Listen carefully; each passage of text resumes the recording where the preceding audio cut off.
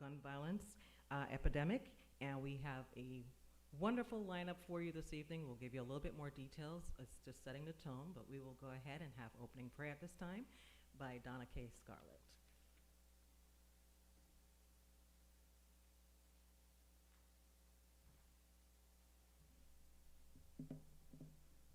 Good afternoon. Let us bow our heads for prayer. Heavenly Father, keeper of our lives, our liberty, and our promise of peace, we ask right now as we come that you will merit our nation with your protection. We recognize, Lord, that the freedoms in our nation have resulted in too many losing the freedom to live full lives. We know that peace anywhere might be shattered in a moment, but we know too that many in this nation rarely experience the safety some of us take for granted. Help us to recall, as the prophet Jeremiah taught, that we must seek the peace of the city, recognizing how our own peace is tied up in that of the city where we find ourselves. The words of Isaiah remind us to share our bread, clothe the naked, unlock the fetters of wickedness in this community and in our nation. Isaiah 58, verse 6 through 10. And in this prayer, Lord, we focus on one common affliction of the soul. Among us are those for whom gun violence is a policy issue. So grant our advocates the wisdom and help us to support their efforts. Among us, Lord, are those for whom gun violence is a real and present, if only occasional, danger. Grant the fearful, Lord, your sheltering presence, and help us all to understand and address and carry their burden. Among us, Lord, are healers and others who deal directly with the aftermath of gun violence. Please grant the responders strength in turmoil and help us all to support their work. Among us, Lord, are those who mourn victims of gun violence. Grant the mourners comfort and help us all to better support them in their grief and cries for justice. Among us, Lord, are those who have experienced gun violence. Grant the shattered healing and help us all to recognize this trauma and the cost that it carries. Please keep us ever aware of the wonder of humanity and the threats to the sanctity of human life. Teach us to recognize the effect of gun violence on so many of our nation's children. May we never be lazy in the work of peace or complacent in our relatives' safety. May we honor those who have died in the defense of our ideals, and may we acknowledge threats, some of our own making, to those ideals, and grant our leaders wisdom and forbearance. May they govern with justice, compassion, and clear knowledge of the cost of gun violence. Help us all to appreciate one another and the variety of viewpoints in this particular community, even on this panel this evening, Lord, and beyond. Teach us to respect the many ways we may serve you. When we have been taught, Lord, let your light rise in the darkness, and this gloom be as the noonday. Shine your light through this gloom. Help us to heal locally, nationally, and globally in our communities. Lead us towards homes free of affliction and strife, and bodies and spirits untrammeled by gun violence. Help, dear Lord, that as we proceed with this panel, that we may seek to listen, to understand, and that we may seek, dear Lord, to be respectful of each other and not just strong in our own opinions. We ask you, Lord, to help us to come together on common ground and help us to be the change we hope to see soon and in our lifetimes. Amen.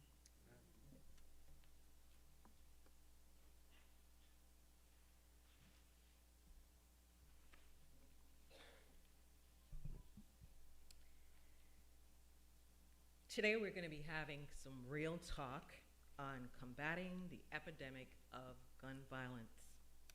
During this whole COVID pandemic, we've been forced to face a reality on social justice issues and various epidemics that have been around. COVID 2021 pandemic has blatantly uncovered the ongoing hatred that exists amongst us in our communities. It has revealed racial disparities, unwarranted police brutality, uncontrolled anger and mental health issues, domestic violence, sex trafficking, and the fight to implement gun control. Florida is ranked number 3 in the nation for gun violence. An estimated 100 Americans die from gun violence daily. Over 30,000 Americans are killed annually by guns. We are dealing with an epidemic and a COVID pandemic. Every day we turn on our televisions and we are faced with the reality in our communities of our families and friends that are victimized due to gun violence.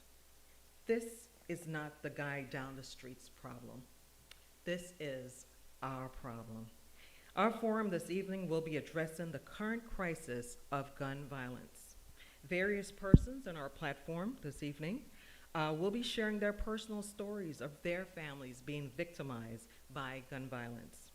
You will hear their stories of being survivors and how they have become community activists in fighting the gun control and social justice issues.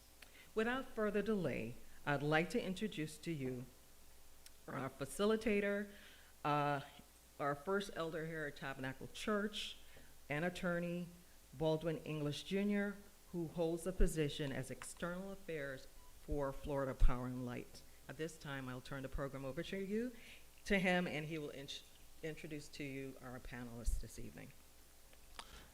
Thank you, Laldi. Appreciate that. Thank you to all of our panelists for giving us the time this evening and your all of the experience, sharing your experiences with us, and allowing us to get some clarity on this gun violence issue.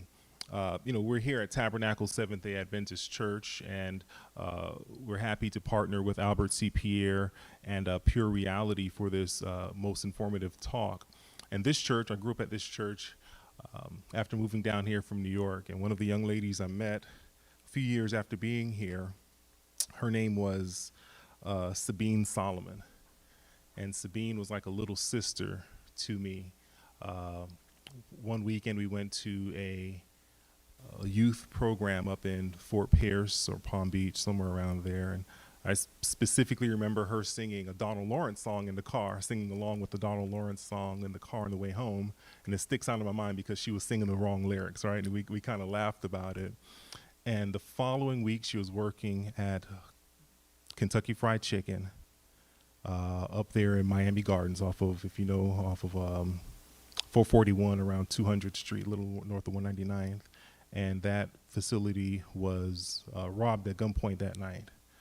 And although she complied with the demands of the shooters, and the shooters, they were all between, I think, 14 and 16 years old, young kids, she got shot at point blank range and died later on that evening at Ryder Trauma Center. And, it's certainly sad. I feel like I miss my little play sister, but she had a certain calm and peace about her. The nurses remarked how she was trying to calm them down and reassure them as she was laying on what would be her deathbed. Later on, we marched. We had a march. We've advocated for change, and this is almost 30 years ago now. And so I just said that to say that this church has experience in dealing with the impacts of gun violence. Today we're going to talk for about 90 minutes. I'll share some questions with each of you. Some will be directed to some of you, but feel free to weigh in if you'd like to weigh in. And to the extent we have a question from the audience, we'd invite you to come to the front at the appropriate time if we have an opportunity to field the questions from the audience. So I'd just like to briefly introduce our panelists today. First we have to my far right, your left, Senator Jason Pizzo. Senator Pizzo is a former state attorney from right here in Miami-Dade County.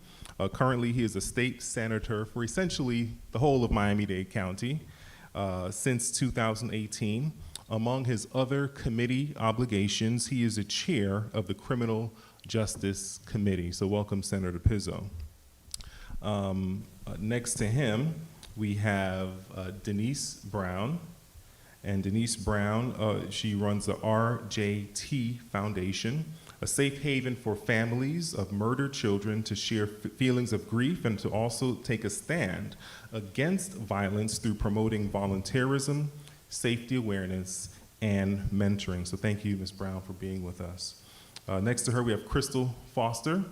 Crystal Foster runs a newly established organization called We Stand for Justice. And she has her own, I'm going to allow you to speak. I know she has her own relatively recent tragic events that have really spurred her activism in this gun violence discussion. So I'll let her discuss that when we allow them to spend a little bit of time talking about what brought them to us this evening. Next to her, we have many of our viewers are familiar with Eric Pettis. Amongst his, I don't know, are you Jamaican? You have so many jobs. I don't know where to start. But he's a host of the Jimmy Brown Show on WMBM. He's the owner of Pettis and Dawkins Financial Group. But you're also a private investigator, an NRA instructor, and a gun owner, right? And certainly someone to advocate safety with guns and so forth. And we'll get to a little bit more of what it is that you do in that regard.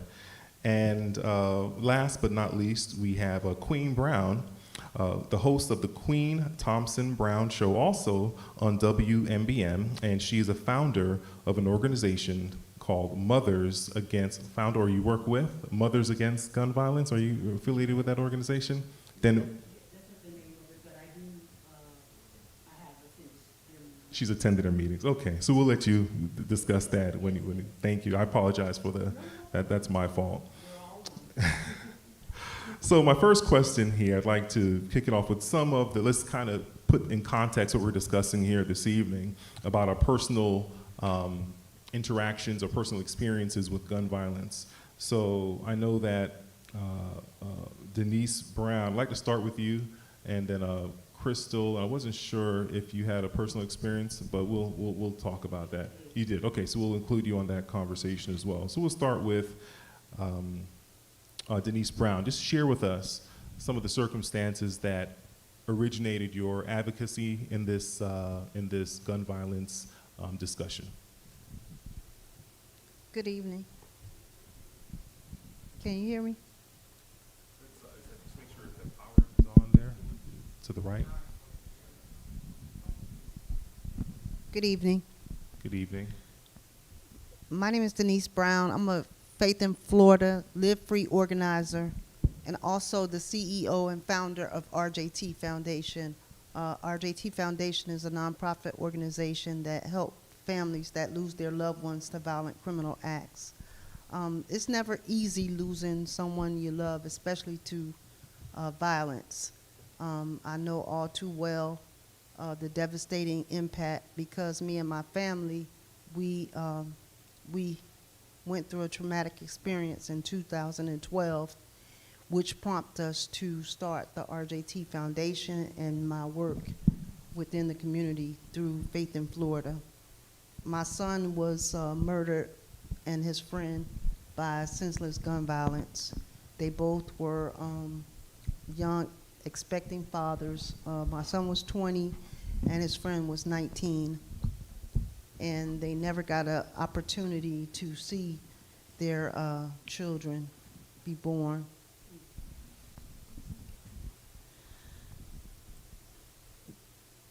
That changed my life forever.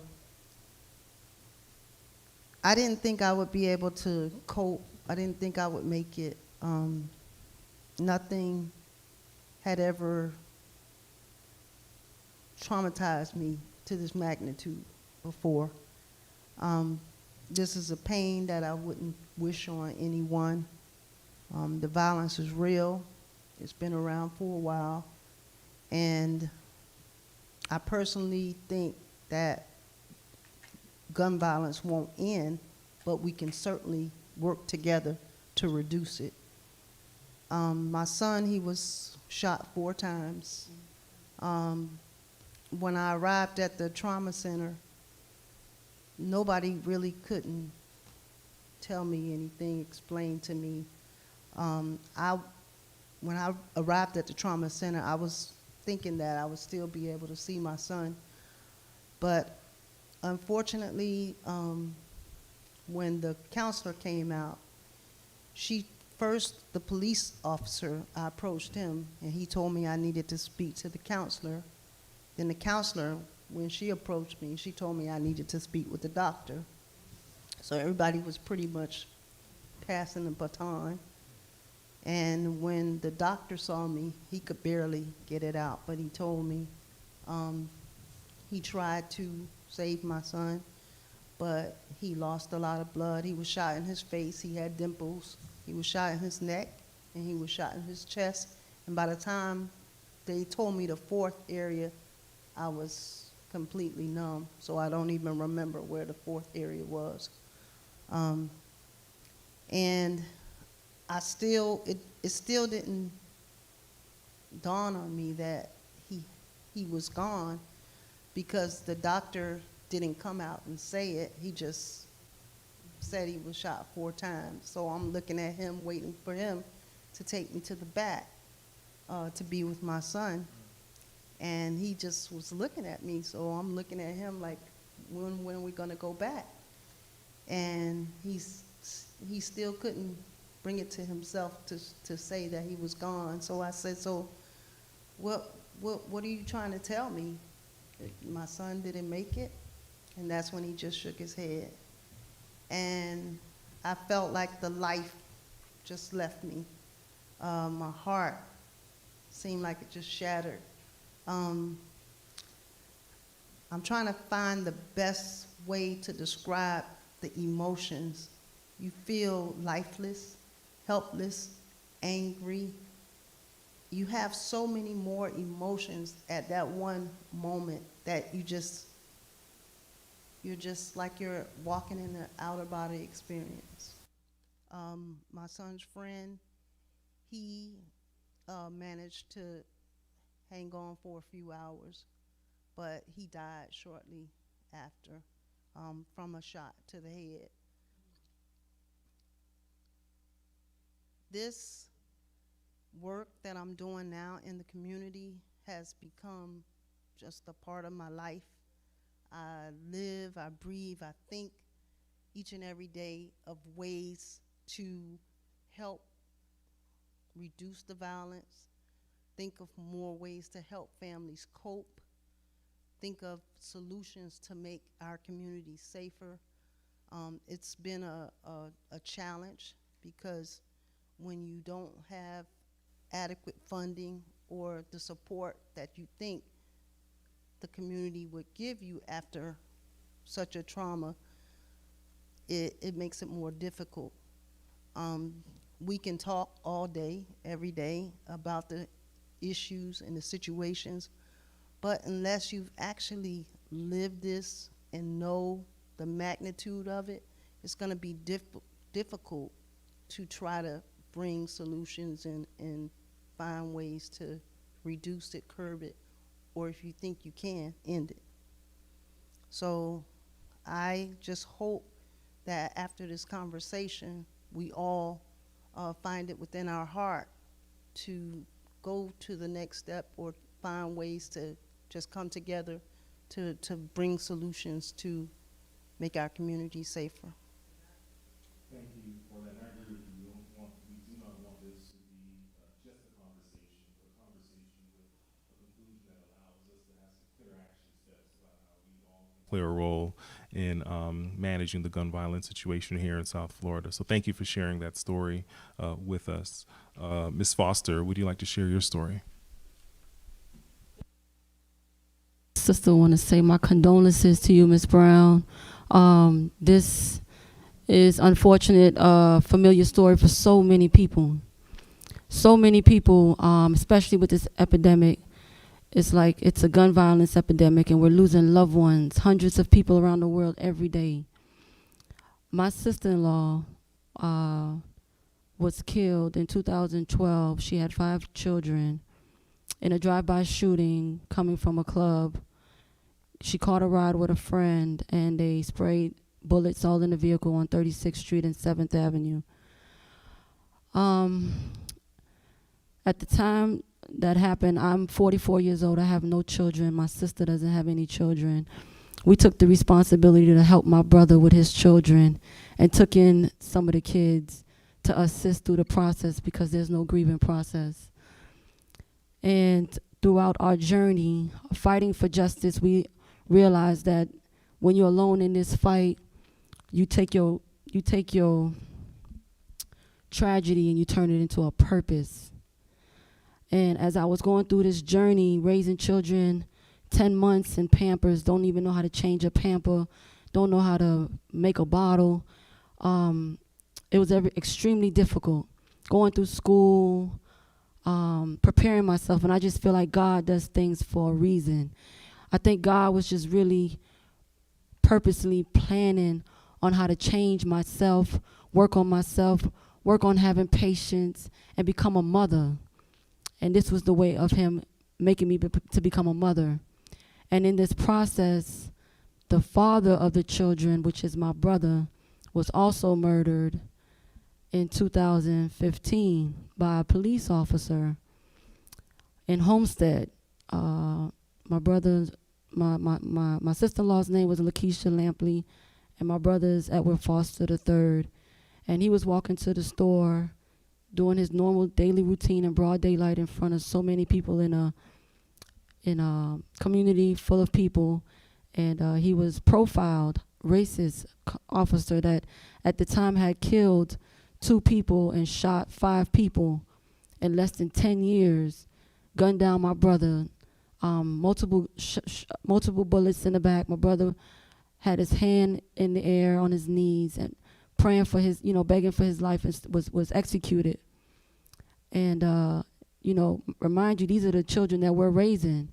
So now you have 6 children that lost a mother and a father. So to see it on both sides, I've never lost a child, and I couldn't even imagine the mothers that are losing their children to senseless gun violence. I couldn't even imagine your pain. As a sister, I just don't understand how, people have no remorse for human life, because we have to understand that guns don't kill. It's people, the people that are killing. And if we as a community, as people, because it's not a racist issue, I realized going through this journey, as I said, I mentioned, I took my tragedy into a purpose. And and by some good circle of core friends like my brother, Mr. Pettis right here, I established and founded my organization. We stand for justice, because it's not a I, it's not a he or a she, it's a we. We can't do this without us together collectively. And we stand for justice is me, us. We have to realize that, there are some good officers, and we have to be the voice for the people. Because as I fought for my sister-in-law, who at the time they arrested the shooter, but with the issues that are happening in our state attorney's office, they let him go, and he wound up killing a family from Home Depot that he robbed. So if we don't verbalize and voice the issues and the facts, whether you have a friendship in the government, with anyone in government, we have to address the issues and voice the concerns and bring it to the attention. We would never go anywhere in life. If we don't change some laws, if we don't come together collectively, we would never, ever reduce the issues that are happening in our city. And I just want to say, standing alone, I've been through that when my brother was killed, and, the officers at the hospital's telling you that you can't come in, and they're asking so many questions, and you just want to know, where's your loved one? And they just want to ask so many questions so they can have something to put on paper. They want you to just say the wrong thing so they could just put put something on paper to make your loved one a menace to society instead of a victim. They always go by what the background says, but it's not the background is what killed our loved ones. It's the people that are in politics and politicians and offices, and the people that have backgrounds that are not being, that they're not being kept in jail, the prosecutors. We have to come to a conclusion and fight these issues. And I just want to say, I just appreciate, you all for allowing us to speak and come up with some solutions, because without us, like I've always say this, and I say this in every panel and anything that I speak on, it's not a moment, it's a movement.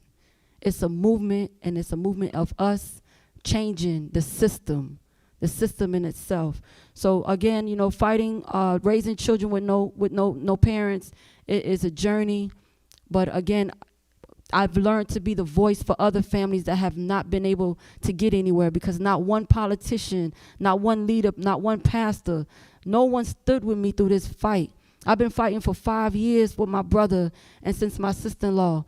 And I know what it is to not have a voice. I know what it is for people to take advantage of you.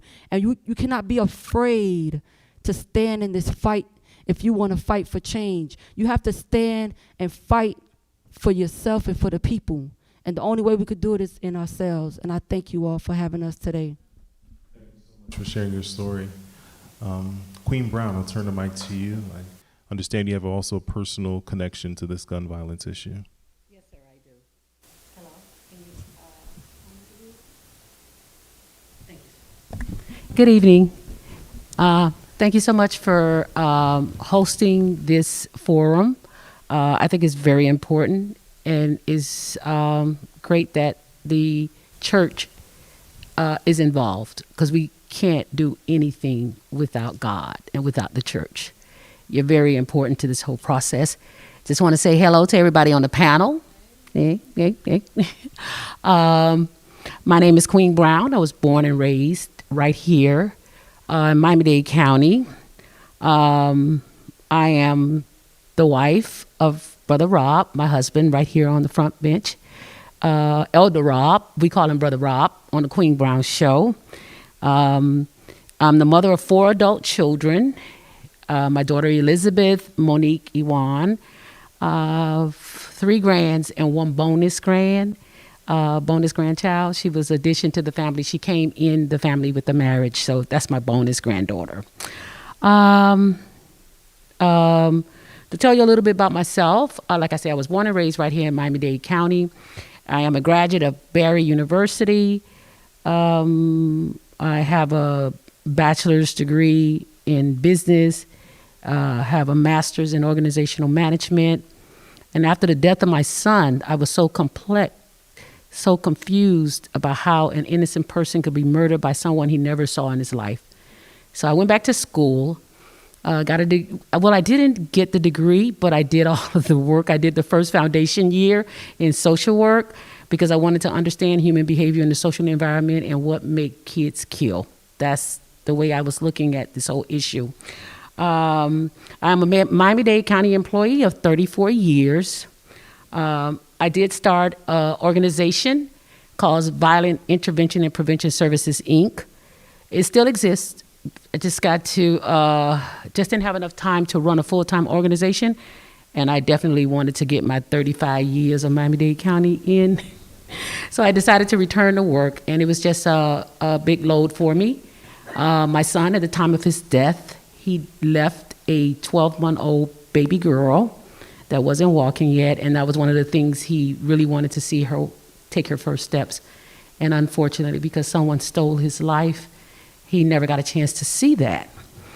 Now, like I said, I'm the host. I share the platform of WMBM with this gentleman sitting right here next to me, right, Mr. Eric Pettis. And I love radio. There's nothing else in the world that I love doing more than going on that radio every week.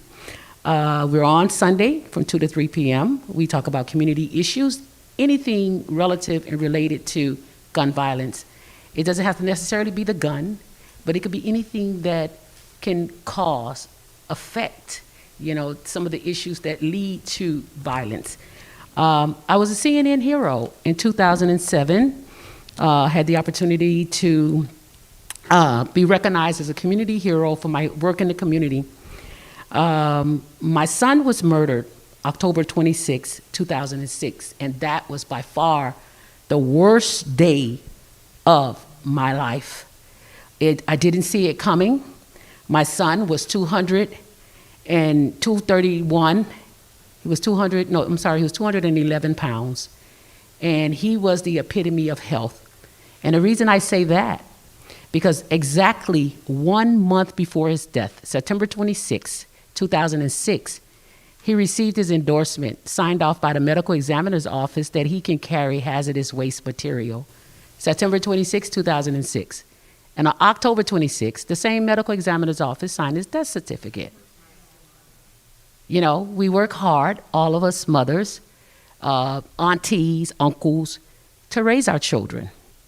And when I gave birth to Everton in October, he died 9 days after his birthday. When I gave birth to him October 17th, 1982, he was a 7-pound bouncing baby boy, healthy as can be. Before I was allowed to come home with Everton from the hospital, I had to take classes in the morning, a little 1-hour class here and there. They talked to me about nutrition. They talked to me about how to grow him to be a big, strong, healthy young man. I did everything they told me to do. I signed up for the WIC program. I got my milk, cheese, and eggs so he can have strong bones and teeth. I even signed him up for swimming lessons at the YMCA so he could know how to swim. Because after all, drowning was is the number one cause for children under 2-year-old in this country. You see, what I'm saying is I did everything they told me to do because I wanted my child to have a long, healthy life. We all have an expectancy lifespan in this country, and it's sure not 24 years old like my son was, or 17 or 18. Life expectancy for black men in this country is lower than any other group, white males, white females. But 24 years old, I was expecting more than that in this country. As a matter of fact, homicide is the leading cause of death for black boys and men in this country between 15 and 34 years old. Our children are most likely to die at the hands of another person. Homicide. It's not an illness, it's not the COVID. They'll die from a bullet between that age before they'll die from COVID. It is, according to the CDC, between 15 and 34 years old. I found that out after my son was murdered. I had no idea. I was raising 2 sons in this country. And I had no idea that it wasn't the drowning that was most likely to take his life. It wasn't malnutrition most likely to take his life. It was violence, gun violence. That was most likely to take his life than anything, but guess what? They didn't even mention it in the hospital. I think every black mother, every black father, uncles and aunties too, we need to know this. How did I find out? From the medical examiner's office. Because when my son was murdered, I wanted answers. I wanted somebody to tell me, how can my son be dead when he didn't have no weapon? He was simply riding in a car eating peanuts. His nephew was driving the car. My son was a student at FAMU. He came home because he had had the new baby, so he decided when he got here, he didn't want to go back to school. He wanted to stay home, and he wanted to buy his girlfriend a ring. He did that. What a big mistake that was. That's how I felt once upon a time. But through my healing, through grief, I learned that all life is in God's hands. And I couldn't blame myself for it. I went through that. I should have made him go back to school. And then as I began to search for answers, one day I was talking to an employee at the medical examiner's office. I used to go there every day because I felt the answers was in that building. For some reason, I was drawn to that building because they had my son's body in there for a while. And then even when they allowed us to bury him, I still was drawn to that building. You have to tell me why, because there's other kids out there and they don't want to die. My son was in a car with his cousin. His cousin had had an argument with another 18-year-old young guy. They were young boys. And the young man and him had an argument, and then he saw my nephew's car and he shot into the car. He just randomly shot in the car, and the bullet hit my son. Only one bullet. One. It don't take but one. Pierced him in his back, went through his lung, and on his death certificate, he died instantly. There's a question at the bottom that says, how much time from the womb to death. Here it says instantly. He suffocated on his own blood and died. And it bothered me how he died on the asphalt because they pulled him out of the car. And he took his last breath on the asphalt. When I grew up, I don't know about some of you, but I used to watch the old black and white TV shows where death ended on a bed in a hospital with your family members around, holding your hand and telling you, we'll see each other in the by and by. But he died tragically eating peanuts. It was so unexpected. So because of that, I wanted everybody in the whole world to know that black boys and men were most likely to die from a homicide. I wanted to get a microphone and get on top of the tallest building in Miami and yell it out. But if I did that, I know they would have took me to a special place and put me in a special room with a special jacket. So I says, how do I do this?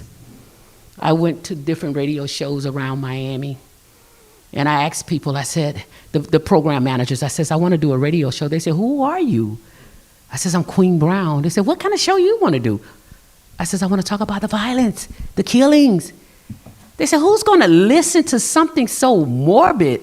People are not going to listen to that. I said, but they need to. Take the story on, I just wanted to tell you what happened with the CNN thing. I got a radio show. I paid for it out of my own pocket because I felt that the people needed to hear, no more children need to die like this. And I went every week, my 3 children and I, we went and we sat and we talked and we paid and we prayed together on the show just so parents could know that there's a threat to their children out there. And then CNN came. They heard about the show, and they came, and they wanted to interview us about how we started the show. The show was started out of love for all the other children. It was too late to save my son. He was dead. He was dead already. He couldn't die no more. But there were other children that could die. And my goal at that time was to make sure that as a community, we all understood the threats. We all understood what the violence was in our community, and we all pulled together and try to save our children. Thank you. Thank you so much for sharing your story. My condolences certainly to all 3 of you for the losses that you have experienced, and we just pray that the work that you all are doing will provide some solace for you, and certainly, as you mentioned, for others that may experience the same. Senator Pizzo, so as I mentioned, you've been around this issue for a while as former attorney. I would imagine you had some involvement in that, and currently as chair of the Criminal Justice Committee. I know that a few weeks ago, I guess, the county here under Mayor Cava, there has been some monies that have been set aside, right? So if you're familiar with the naming of the the FTX arena, part of the deal with that was the monies would be used to curb some of the gun violence that is occurring here in Miami-Dade, I think to the tune of $10 million. So we understand that's going to go to some summer programs and volunteerism and so forth. What about the state level in your capacity? What are you hearing at the state level in terms of the gun violence more broadly and ways that the state is looking at addressing it?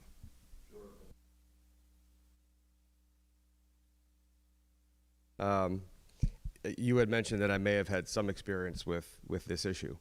The frustration that I've heard from Denise before, and of course from Crystal and Queen Brown, and that Eric and I have discussed many times, is not just sort of an academic exercise. I didn't go to law school until I was 31. No intention of practicing the law, it was just something I wanted to do and check it off the bucket list.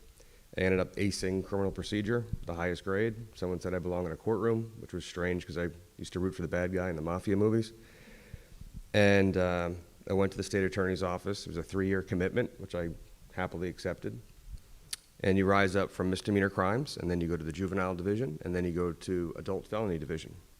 And just drove home one night, picked up one of my sons. I have identical twin boys. Took them out for ice cream after a long day. Then went back to the house. We were renting a house down in Coral Gables, nice nice neighborhood, renting a house in order to build a house. And I didn't realize that 2 of my defendants, who were 16 years old and armed, had followed me home from the courthouse. And they had posted on Facebook that we got that mother effer now. And we got in the house. Nothing happened that night. Car was stolen, taken out to Miami Beach. 2 armed robberies committed at gunpoint using my car. So the cops come banging at my house the next night, thinking I had something to do with the robbery, and not really looking up to see who owned the car. 6-year-old boys in their pajamas, barefoot, crying, "Daddy, what's wrong, what's wrong, what's going on?" I said, "Everybody calm down." I said, "Hey, I'm an ASA, what's up?" Got on the phone with the police sergeant in Miami Beach, Sergeant Feldman. He's like, "Pizzo? ASA Pizzo?" I'm like, "Yeah." He goes, "Do you know this person and this person?" I go, "Yeah, they're my defendants. They were in my courtroom 3 days ago. They had your car. They were committing armed robberies at gunpoint." There has always been, for a long time, as I know and I understand, a general sense and feeling and consensus that the frustration that Crystal said she felt when she was in the hospital, Denise said she felt when she was in the hospital, not getting the answers. They know and they're not saying. They know what's going on the other side. They don't have that privilege to that information. No one can give them a straight answer. No one's being, well, it generally gives a consensus that that's sort of an over there problem. Well, that over there problem came to my house, to my kids. Narrative started changing a little bit. So I went to the state attorney and I said, "Listen, I've been digging into the numbers. My kids went to New Jersey for 2 months. I didn't see them. I lived in a couple different hotels until we relocated to North Miami-Dade." My dad goes, "Hey, Captain America, if you're gonna keep doing this, you're not gonna build a house. You're gonna be a bigger target. You're gonna go to a condo somewhere, a high rise, and keep your kids safe, and then you can go do what you gotta do." So I said, "I'd like to start a gun violence division." At the time, and we're back in the same place that we were after I left, the shooting and homicide arrest rates in cases is about 7 or 8% down south right now, and about 15% up here in the north side for the county. That's overwhelmingly black boys. So for every 100 people, every 100 kids shot or killed, I mean, if it's a domestic violence case, no offense, but the husband did it, right? Those are easy to solve. And as I listen to many things that I've heard, I'm prepared to be very candid this evening and say some things that are probably uncomfortable and will probably rock political institutions, so to speak, and individuals. And if you don't mind me saying, and I don't know what my time allowance is, you're asking me about the 10 million. Baldwin, we could throw 100 million at it. Actually, I have found that in place of actually spending time with my sons, quality time, I have thrown money at the problem. That does not substitute my parenting or teaching them anything. To be good people, to pick litter up off the ground, to be nicer to the elderly or to one another, but most importantly, to value their life. It's not money. All of these events, too many of these panels, are in black churches. I serve in the upper chamber of the 3rd largest state in the United States. The majority party are 24 Republicans, and there are 16 of us in the Democratic Party. The 24 majority Republican senators are white and with a handful of Hispanics. They don't understand this issue. If you don't really know about it, if you don't live it, if you haven't been there, you can't appreciate it. I'm not saying you don't care from a general human sense, but it's not visceral. It's not right there. Now, if a group of young teenagers, as innocent as any of the kids that we'll talk about this evening, innocent in life, and even if they were a bad kid, what's a bad kid? If you get a collection of white kids together that get killed, we'll find $400 million. We'll do a special session. We'll march to Washington. Sabine Solomon, who was killed in 1995, was killed by Terrence Green, who's at Holmes Correctional Institute, 565 miles from this church right here, serving life for a 1991 on probation robbery. The poll, some of us are not ignoring these issues. Some of us know these issues. The poll back and forth is that voices sometimes are as loud for injustice, or what's characterized as injustice, for life terms, for being too hard and punitive, for being too punishing on individuals, especially young black males. And I could speak for hours on hours about how there are incredible injustices and where they are in the system. But in the same conversation that we'd have about someone like Sabine, who's 16 years old, whose life was taken, right? I'll have people as loud saying that Terrence Green at 19 years old should have been given a chance, should have gone to a program, should have done this. We shouldn't lock him up. Sabine's family will tell you, had he been held in custody, he never would have been able to shoot Sabine that night. Who's right? I will tell you that ever since I've been elected, and about halfway through my term as assistant state attorney, the most resistance and pushback I've gotten on really actually making any change have been from black politicians. Without question. Without question. I had a bill ready to be heard in the House by a fellow House member that sponsored it in the House, and I had it in the Senate. It was very simple. Every one of you who sees a young boy or girl shot or killed in this time, when the news comes out and the story gets investigated, they start posting pictures from social media, right? And then you go, my God, they knew all of this beforehand. They knew all of this was going on, and they did nothing? A lot of people that I serve with don't care that an 8th grader or 9th grader might be in a school bathroom with a loaded Glock showing off and posting it on TikTok or Facebook. They don't want you going anywhere near that kid. The mom and dad the next day after their son or daughter's shot and killed and find out that thousands of other kids and people probably knew that that kid had a firearm, don't feel the same way. It's that balance. And so we had this bill ready to go, and a friend of mine who was in the House, who's now in the Senate, was prepared to present that bill. And he got threatened by another black legislator that if he went and presented that bill, that there'd be press conferences, that they'd get the NAACP and everybody out. And all my bill said was, if a minor in possession of a firearm is posting these things on social media, which is illegal, right? It's illegal for a 15 or 16-year-old. And Eric and I have talked about this extensively. He had me on late on a Sunday night for a couple hours on the Jimmy Brown show when I was up in Tallahassee.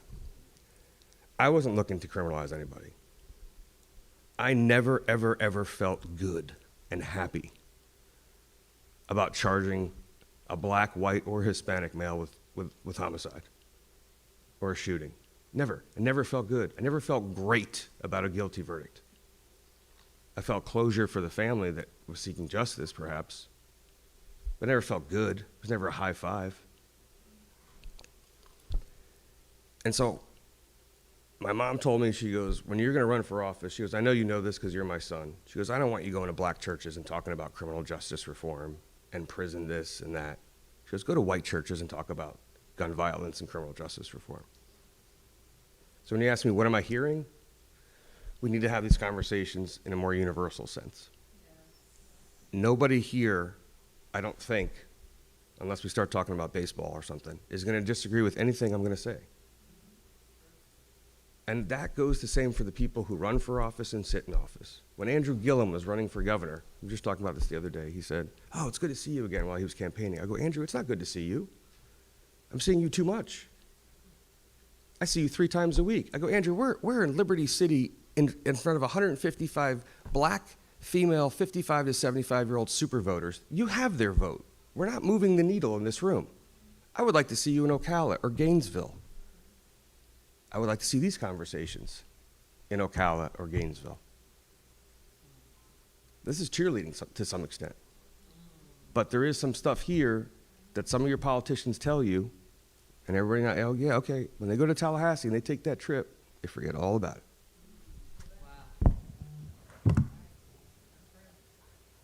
Thank you for that, Senator. And I appreciate the candid discussion.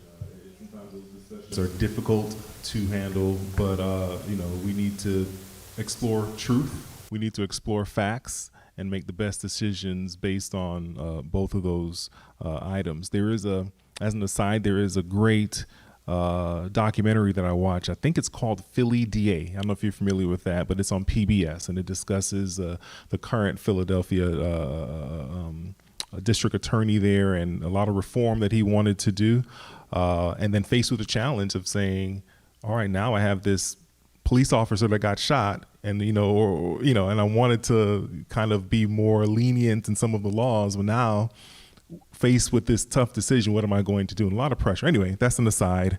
I'm not getting paid by PBS, but Philly DA really, I thought, is a very interesting series documentary. So Ms. Brown, Queen Brown, and Senator Pizzo, both of you kind of touched a little bit on what I'm going to discuss right now. I'm going to toss this out to the panel. I'm going to start with Eric on this one, so to give you an opportunity to weigh in. Using the last 5 years of data, the CDC shows, this goes to what you said, that Black Americans are 10 times more likely, more so than white people, to die from gun homicide. We're concerned about COVID and the impact of COVID on Black and brown communities, but Black folk are only twice as likely to die from COVID, but we're 10 times as likely to die from gun homicide.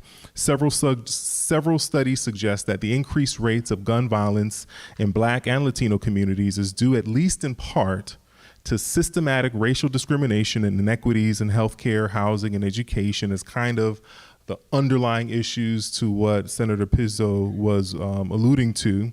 So my question to the panel, and I'll start with you, Eric, is the call coming from inside the house, or can we lay the blame at the feet of someone else?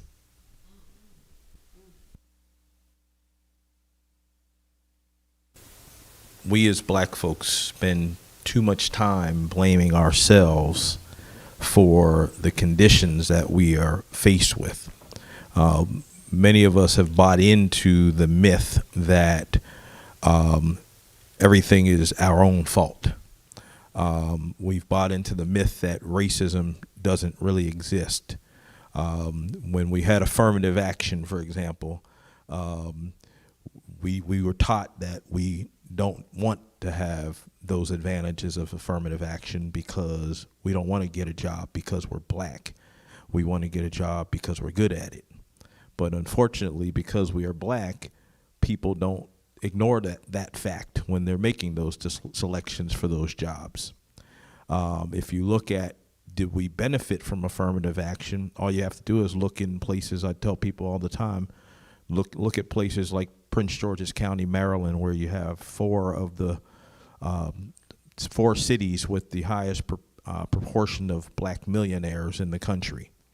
Many of those people became millionaires because of those government jobs that they would never have gotten if it wasn't for affirmative action. Okay, so we can't always look at it and say, oh, we have to be, able to look at the things that we deal with, and we should always still not react to these things. It is a fact that we have disproportionate health care. And it's not just even with the care itself. If you go to the hospital, Black folks are treated different in the hospital by people that look like them and people that don't look like them many times. I can't tell you how many people I've gone to the hospital with clients and family members where I end up, instead of going for a visit, I end up as an advocate. I end up saying, where is the chief of surgery or some department? I can go on with different stories of that. So we have those disproportionate treatment, which become disproportionate outcomes. So I think that, yes, we have an obligation to work with our youth and work with the folks that are out there committing these crimes and using gun violence as a expression of themselves. But we can't ignore the lack of housing. We can't ignore the lack of resources and the lack of opportunities that we don't have. So we got to do both, but let's look outside just as much as we look inside. Anyone else like to weigh in on that? Crystal, let's see. Again, I love the conversation, especially coming from a senator like Pizzo. when you're in a position, you just have to be honest. And the only way we can come up with solutions is being honest and truthful and coming out with the issues. And I feel like the issues are, number one, the system is set up for us to fail anyway. Us being black, we're a statistic. Driving black, you know, anything that's happening, perfect example, there was a bill that came out with, you know, with the marching, all of the African Americans were arrested during the George Floyd marches. But then, you know, there's, you know, what's going on in Cuba. They shut down, you know, the 826, and there was, they wasn't treated the same way as we were treated during the George Floyd movement. And I was a part of that movement, so I know how it felt to, you know, for the police officers to attack and, you know, remove you from, you know, voicing your First Amendment, freedom of speech. So, you know, I truly believe that there's so many issues when it comes to gun violence, and it starts with us first. We can't ignore the parents. Number one, you know, I said it last time, and I agree with him. Us talking in front of you all is definitely, it's always good to speak, but we need to definitely speak to the people in government. We need to speak to the parents. We need to speak to the youth, because those are the ones that needs to listen. And we lost parenthood. When I was growing up, I was never allowed to sit in the living room and listen to adult conversations. You know, parents are the children's friends, and it's okay to be a friend, but when you allow the children to come home with a gun, you know, bring girls home, spend nights, it's a different type of upbringing. You know, we're raising our children too fast. We're not monitoring our children. Now you have social media. No one's monitoring social media, which a lot of the beefs and the shootings are coming from social media, unfortunately. You know, so we have to remember it starts with us. And so let's go to the schools. It starts with the teachers. We're not teaching black history to our children. I was on a college tour. I was fortunate to be on a college tour with Luther Campbell, Uncle Luke, and I realized with his high school football team, when we went to Booker T, to the college, no one knew who Booker T. Washington was. That's an issue. That means that, you know, our kids are not being taught anything in school. So it starts with our teachers. Let's go to the pastors in the churches. And let's be honest, you know, a lot of people don't want to hear the truth, and they don't want to hear this type of conversation, but it's needed. You don't have the pastors in the community standing with the families. And I haven't seen it. I've been, since, you know, the election time is when the only time you see the pastors, the only time you see the officials, the leaders, during the election time. And that's an issue. We've had multiple shootings. I stand with families. I was standing with them every day. It gets mentally emotional because no one identifies mental illness. You know, it's mental illness. No one identifies mental illness. No one's having conversations about mental illness. And when you see these families that are grieving, that lost an innocent child to just a senseless gunshot shooting, you don't see anybody standing with these families. But when, unfortunately, you have Surfside, that was a tragedy in itself, and condolences to the Jewish family, you see every leader, pastor, government that's not even in those districts standing in front of the cameras at Surfside. So we have to be honest, you know, everything is not being treated equally. And that's an issue, because when you ask for a vote, and I'm speaking on our leaders, I went, and I'm not just bashing our politicians, because I went to the parents first, and I went to the teachers, and I went to the pastors, but if we not identifying the problem, you have these politicians that are asking for votes during the election time, but they're not putting anything into the community. Yes, there was billions of dollars given for the FTX, you know, during the Miami Arena, and it was supposed to be divided by all 12 commissioners, right, Pizzo? But where's the money going? And no one's monitoring the funds. No one's monitoring the finances. You know, President Biden gave away billions of dollars all around the world. But if we're not doing an audit to these organizations that are receiving the funding and to see what they're doing with the funding, we're not going to know what's going on, and we're not going to get any change in our community. Because yes, they can say that they're funding the commissioners to give summer programs for our children because we have lack of resources. The cost of living is extremely high. We in COVID, families are losing their houses. Families have no jobs. People are in mental distress. You have child abuse going in their homes, and they can't get out of it because they're stuck in their homes. But if we're not identifying the problem and monitoring these finances, what are we doing?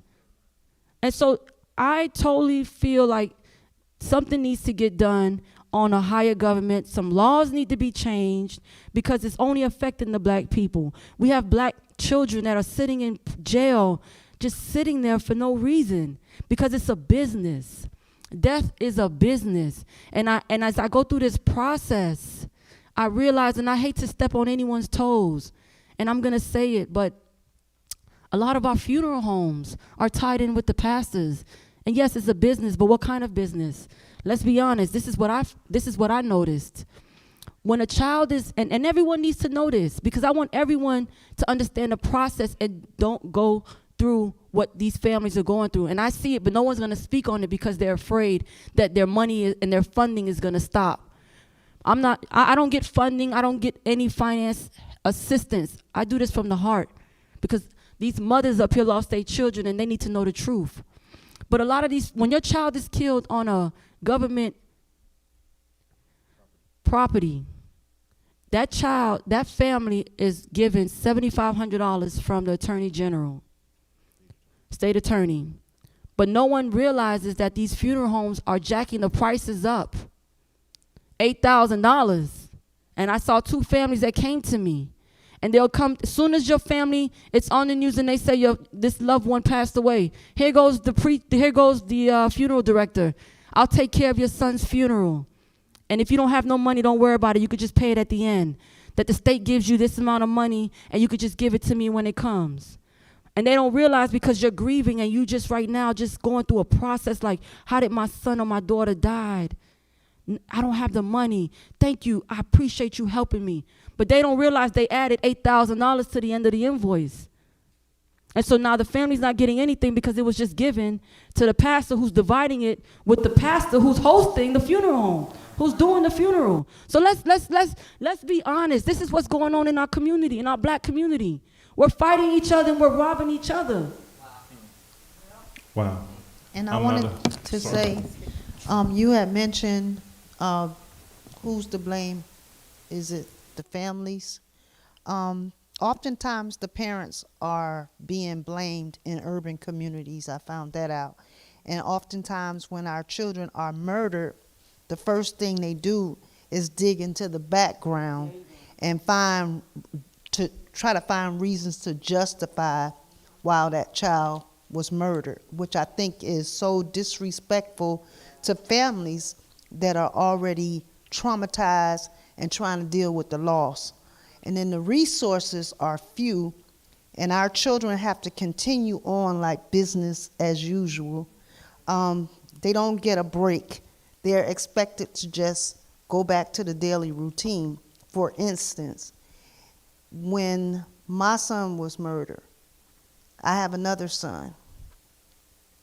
We couldn't find any resources to help with simple things such as getting him therapy or counseling.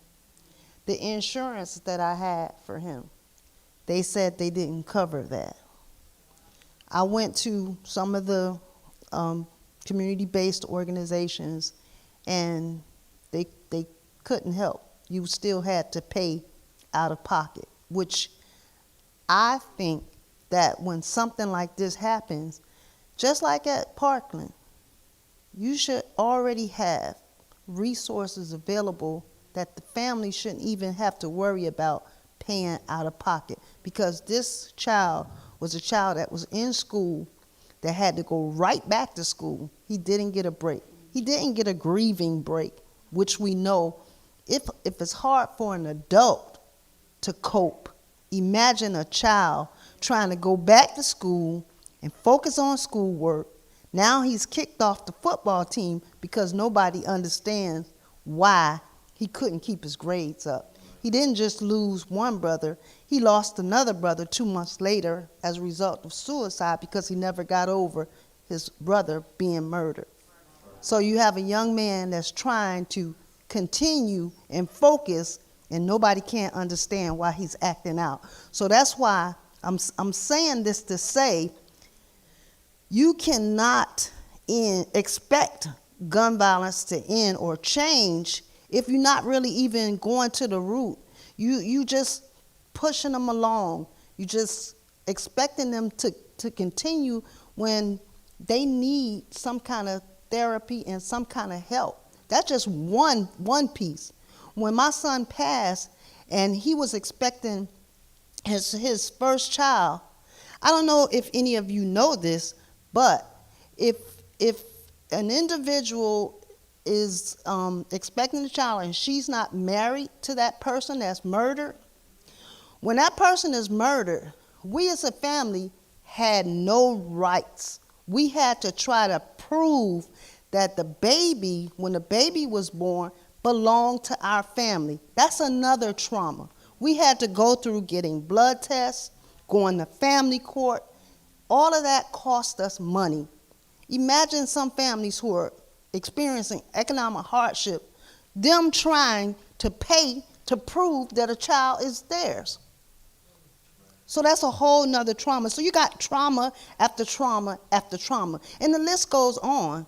But I just wanted to bring that yes, parents are being blamed. But I did everything. I went to college. I worked 2 or 3 jobs to move my children from not a project, but it was a housing that goes by your income, to move them into a house, put them through school, college, to show them a better life. But then you still blame the parents.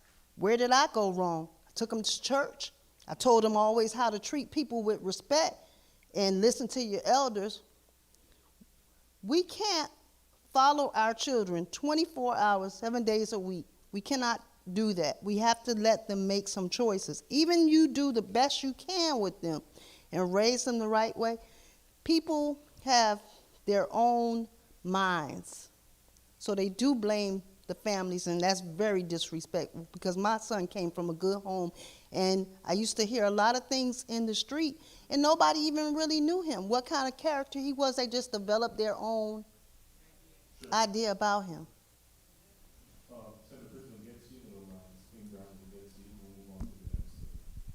Discussion.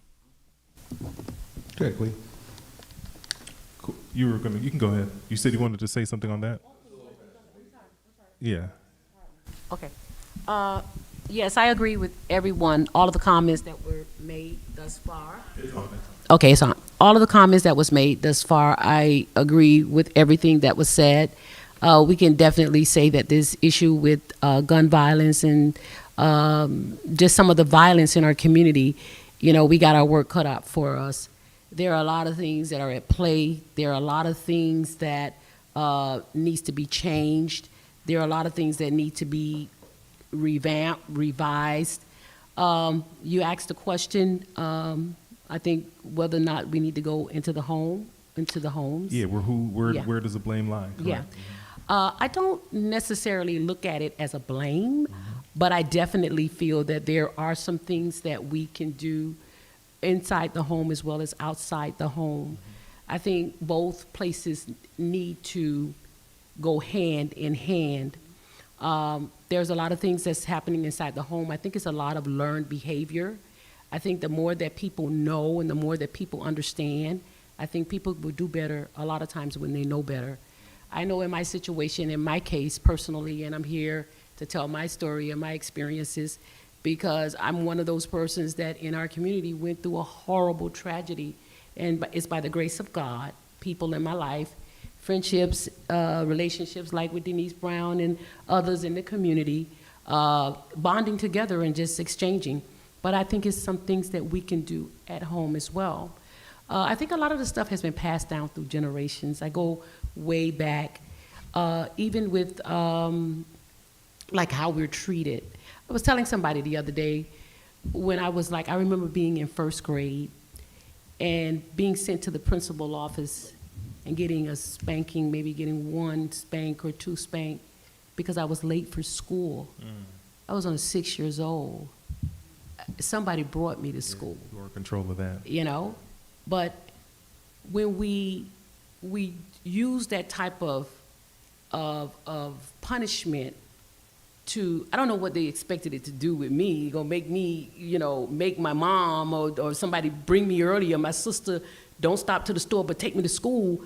I had no power at 6 and 7 years old. But I had something that happened. It was a lot of kids that I saw called out the room, go down there and get spanking.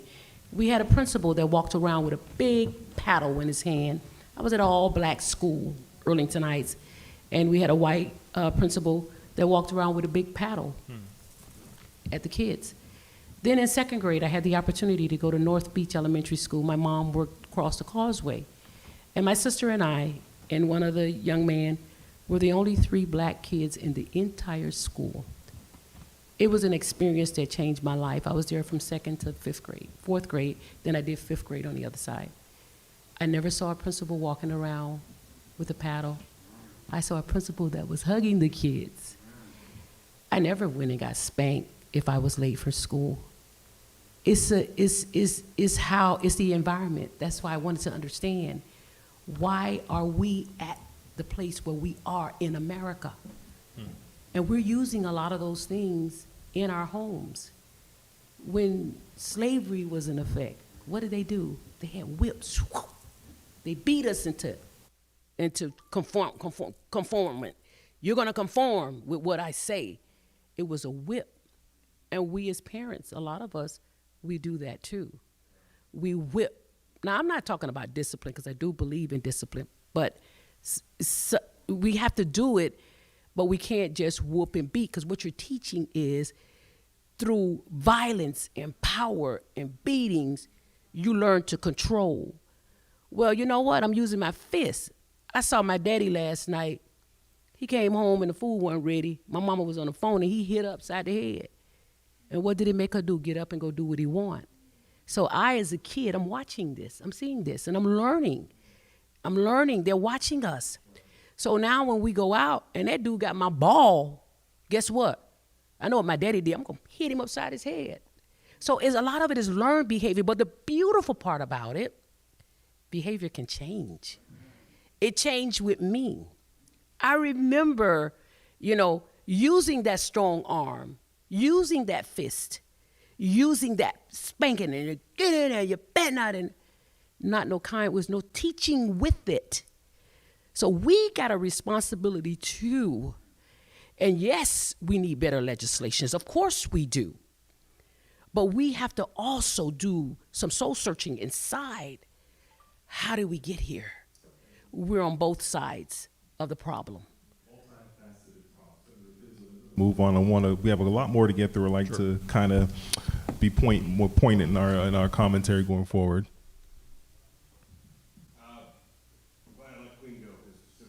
I was going to say, so we'll save a lot of time. First to fifth grade, I was at St. Anne's Catholic School in a very poor neighborhood in Raritan, New Jersey, pulled out of school because the public school teacher, Miss Kaplan, told my parents she couldn't handle me. So I went to a Catholic school, and I got paddled every day. In third grade, it went from Sister Anne or Sister Claire. Sister Claire put some holes in the paddle to have less wind resistance, right? So it would accelerate with the hit. However, after they paddled me, they took me to the convent where they would feed me and talk about why, right? And my father, he'd give me a smack once in a while. But he would tell me, I'm your father first, to Crystal's point, and I'm your friend second. Most parents want to be your friend first. They want to be your parent second. I'm your father first. I'm your friend second. What that developed in me is very simple. And I hate to say that this isn't really that complicated, because it's not. It's how I felt about myself from what I learned and what I saw. My father would never put his hands on my mother. I could see my father shooting a woman if he hurt someone that he loved, but he would never hit a woman. Different. And I didn't just jump to shootings and homicides at the state attorney's office. A lot of it was some domestic violence-related things. And yes, a young boy sees a woman getting hit and thinks that's how you keep a woman in line. And a girl sees her mother getting hit and thinks that's what a man does to you when you're a woman. We didn't put up with that. Some people didn't want to get involved. It's their business, right?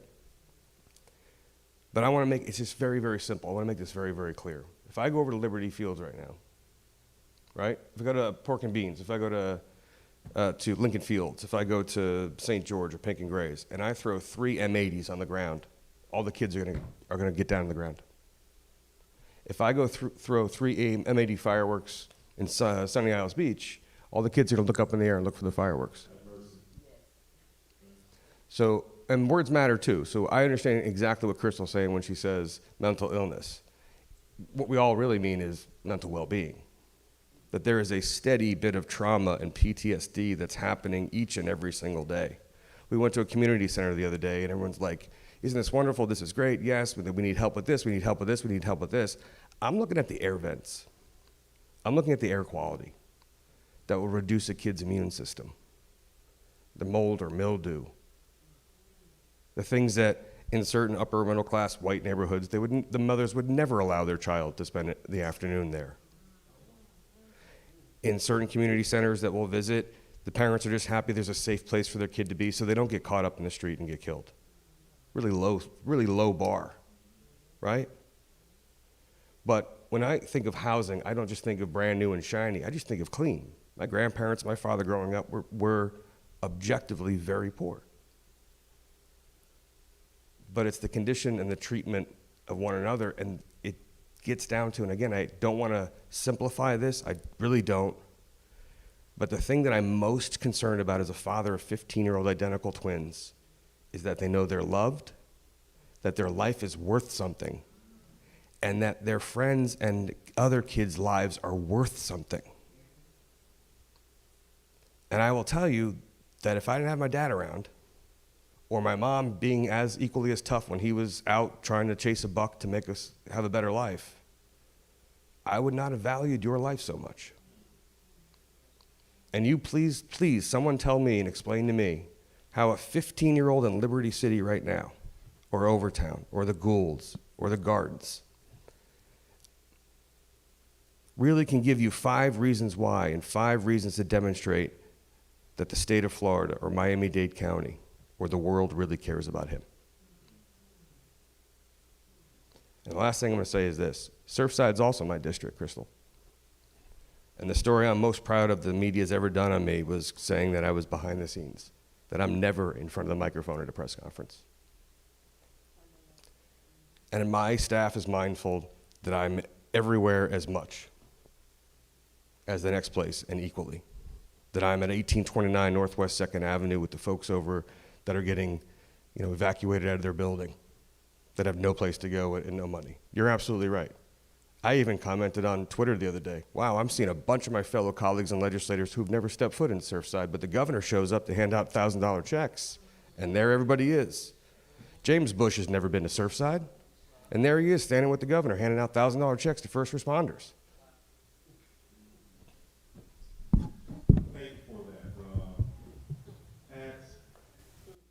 The beginning of the COVID-19 pandemic, gun sales went through the roof, right?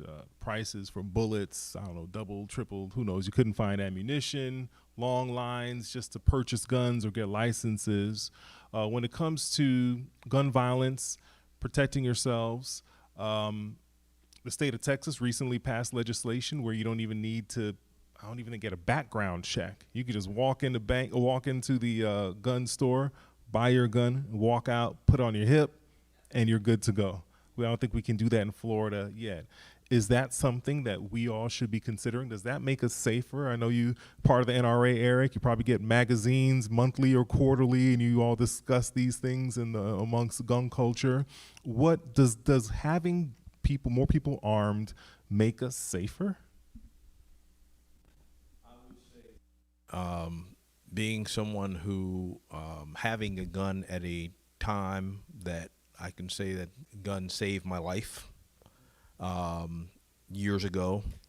Don't want to get into that story right now, take too much time, but I grew up in a neighborhood where the parents, born in '66, parents were young folks that came into parenthood and home ownership during the civil rights movement, okay?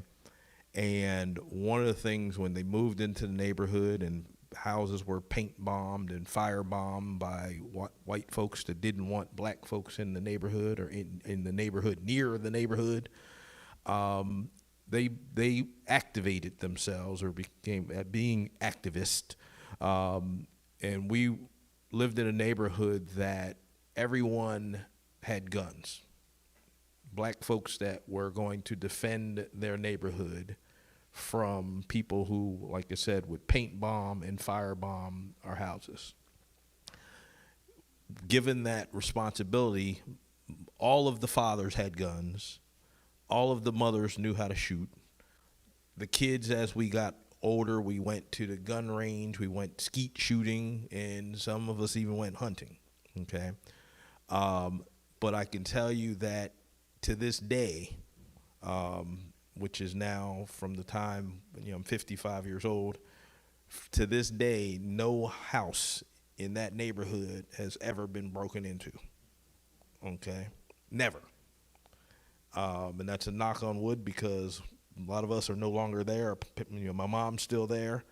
But to this day, the neighbors watch out for each other. And I'm just as likely to get a call from a former neighbor, friend that's my age who doesn't live there that heard from their mother or father that this happened or that happened, all the way here in Florida, from Pittsburgh, Pennsylvania. So when it comes to do guns make us safer? I believe that a community with people who are legally armed and legally know how to defend themselves is a deterrent to crime. And one of the things that I think in the black community where you don't see gun buybacks in Miami Beach or Surfside or Aventura, you see them in the black community, right? Criminals aren't participating in gun buybacks, okay? So the people who are giving up the guns, you might get one from somebody whose kid went to jail and they came across the gun in the house and said, oh my gosh, let me get rid of it. Or somebody that just has something old they want to get rid of because you're giving them $100 or some groceries or what have you. You might get those, but you're not getting real guns, okay, from the people who you want to get them from. I call it make work exercise. It sounds good, it looks good, but it's really a waste of time. Now, with that being said, the NRA, I'm a NRA certified pistol instructor.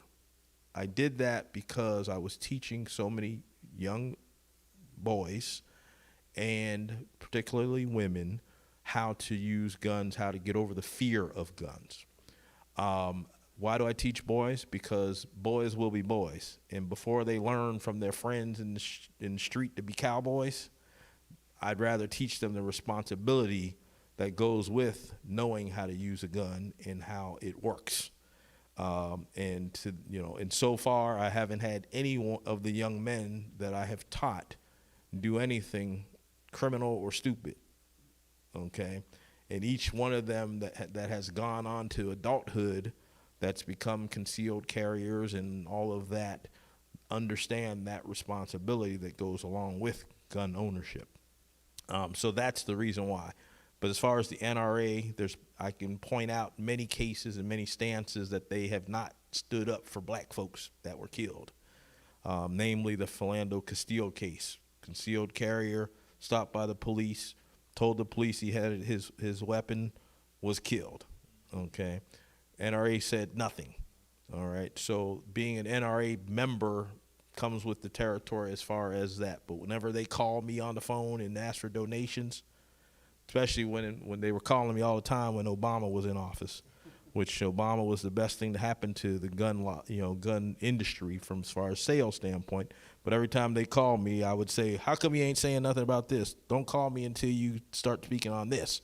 That's when I'll give you some money. Other than that, you get your little $30 and that's it, okay? But my point, again, I'll conclude with this. If black folks in our neighborhoods if a criminal knows that if you go on this street with some drama, you might have a hard time getting off of that street, they'll go elsewhere for the pickings. Because if I'm gonna risk getting shot, robbing somebody in a poor community, and I got to take the same risk as going somewhere it's more affluent, then they'll go where the affluent is because they'll get more money if they get away with it. Other folks that don't look like us don't want that. Okay, so if we stay unarmed, we stay unorganized and not knowing what to do, they'll keep robbing each other. They won't go over to those other places. Okay? I'd like to move on to our solution discussion here, but if you want to add something briefly.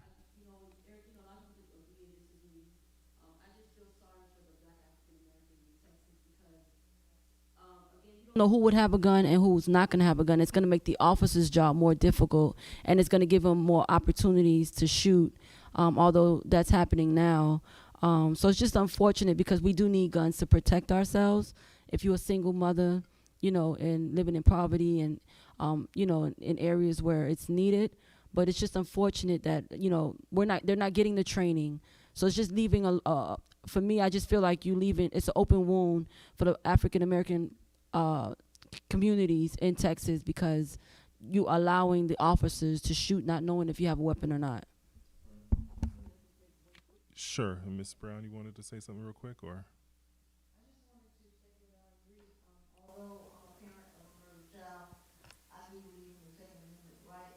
I just disagree with the irresponsible use of guns. But I'm a gun owner. My husband's a gun owner, and we have been properly trained, and we have our license. So I think I agree that our community should be educated and should be able to carry guns for protection, just not for the irresponsible use of it.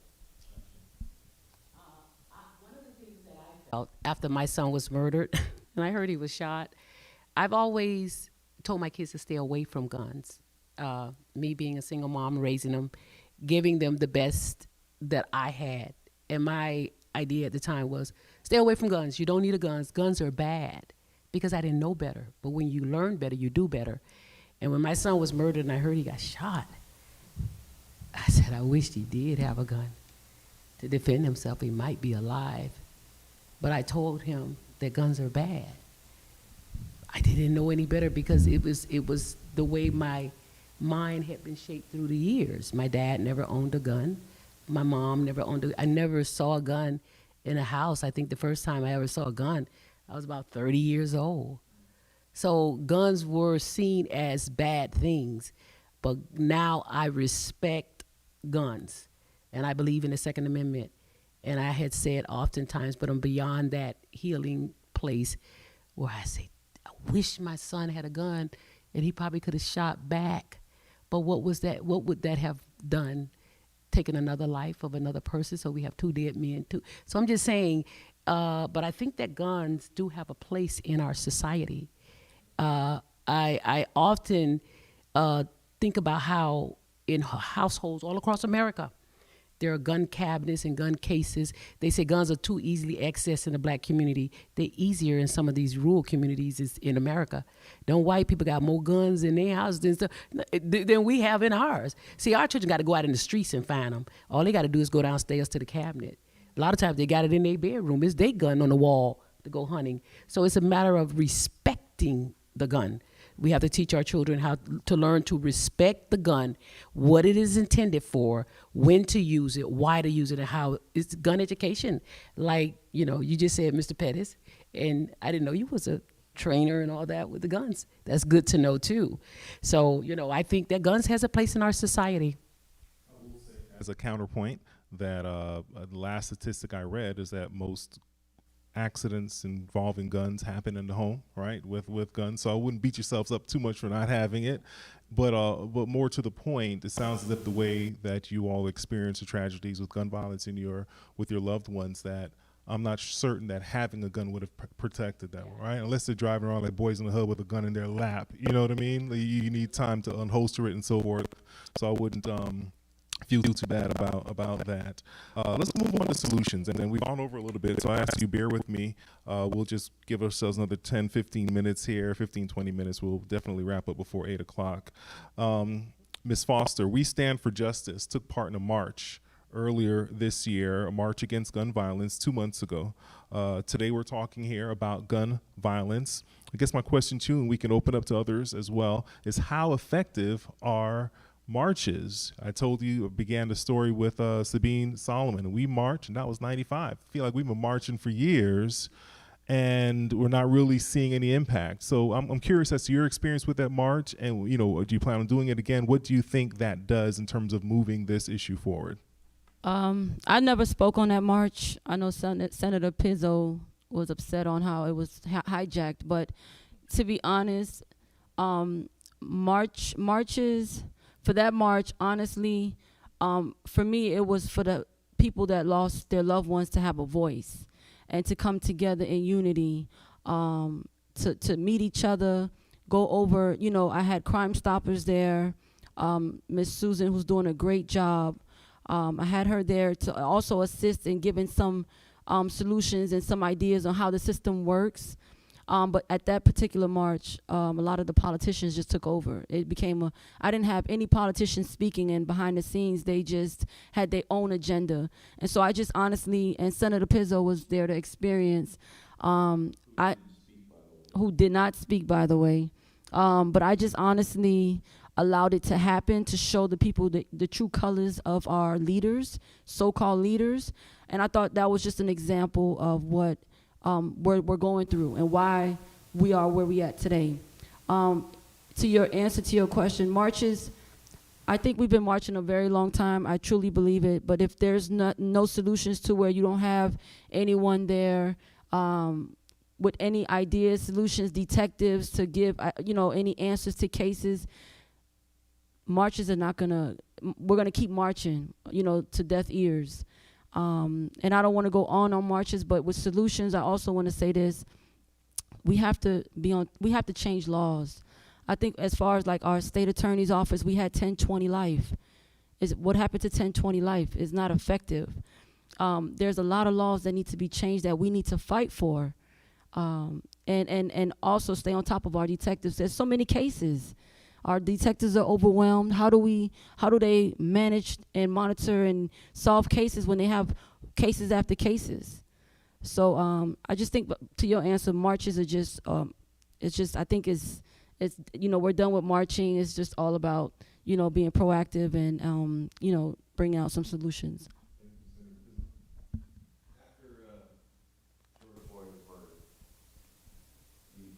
Group of texts that came into my phone and phone calls were actually from police officers. So you notice that Crystal said before, there's some good officers. Most of the brave men and women that I know that serve want to go home, want to protect, said I do at the altar and entered into that profession to serve and to protect. And they were mortified. They were angry that it was a reflection on them, much like I think that I hear from teachers when a teacher is caught with some sort of weird thing on their computer or doing something. They're like, oh, this should not reflect on the reflection. But I'm going to go back to something that Eric said, because Eric and I have said this before. And this is really, really, really, really important. And I ask this of every 7th and 8th grade class that I speak to. So this goes to solutions. When you're asking me what the solution is, there's one thing that can be done legislatively. There's one thing that has to be done. I don't care if your community is rural or urban, if it's black or it's white, it's Hispanic, whatever it is. And I don't know where Denise grew up. I don't know where Queen Brown grew up. I don't know where you grew up. But I assure you, wherever you grew up in the United States, you knew your neighbor when you were 10 years old. And they knew you. And they knew your mom. And you knew 2 doors down and 3 doors down. And they said, I'm going to tell your mother. And they meant it because they cared about their own community and they cared about you. And you could knock on their door during a travesty or an emergency, something completely out of the ordinary, and they would take you in and they would feed you. My kids think I'm weird because wherever we move to, I say, I want you to go to each and every single door, knock on the front door, and introduce yourself. It worked out one time because they came back, they're like, Miguel Cabrera, the baseball player, lives 3 houses down. So then all of a sudden it was, but I'm serious. We don't know our own neighbors, so when I talk to, and this is important, because there are all kinds of movements or in organizations and groups and all this stuff, and they get money pumped in and they march and they do all this. But I got a 19-year-old on a Zoom call with 100 Zoom people, and I'll be like, hey, listen, you right there, Sarah, I see here in this Zoom. I see there's a window right behind you. Do you know your neighbor that lives across the street? No. Okay, you're on the Zoom call. You got a T-shirt, you got the hat, you got the literature, the clipboard, you're marching, you're doing this, and this is so important to you, but you can't make a human connection with the person who lives across the street? If the person across the street screams bloody murder, you're going to make sure your door is locked, not swing it open and go see if they're okay. That doesn't take the legislature, but let me tell you what does. Finally, ESPN, of all groups, did an article after George Floyd was murdered. It's like, listen, stop with, celebrities and athletes going to see their city mayors and city council members. They make ordinances, not laws. Stop going to the White House to have, Kuma Matata conversations and drink beers and all that stuff. That's not where the laws change. All of these tragedies that you see, whether it's police, whether it's on each other, are state actions. This is all state law. Whether it's Watts, Newark, doesn't matter. It's state action upon each other and upon other people. That's where it is. I didn't speak at the march because the conversation wasn't surrounded or didn't become and didn't morph into anything that was constructive.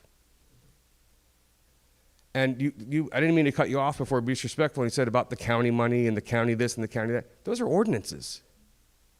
If I prosecuted you, it was under state law. If I evict you, it's under state law. If I foreclose on you, it's under state law. If I carry a firearm, it's under state law.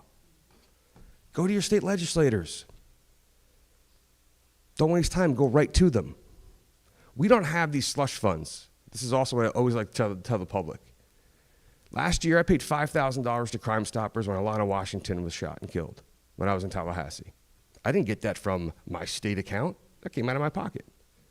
But you'll see billboards and people handing out Publix gift cards and all that. That's not their money. They put their face on it. Curly's house last year when they had food for me in bags, I paid for it. It doesn't come out of some county or city funds. We don't have those. We make the laws that control the quality, safety, and health and your freedom. Go to your state legislators. Rush to them.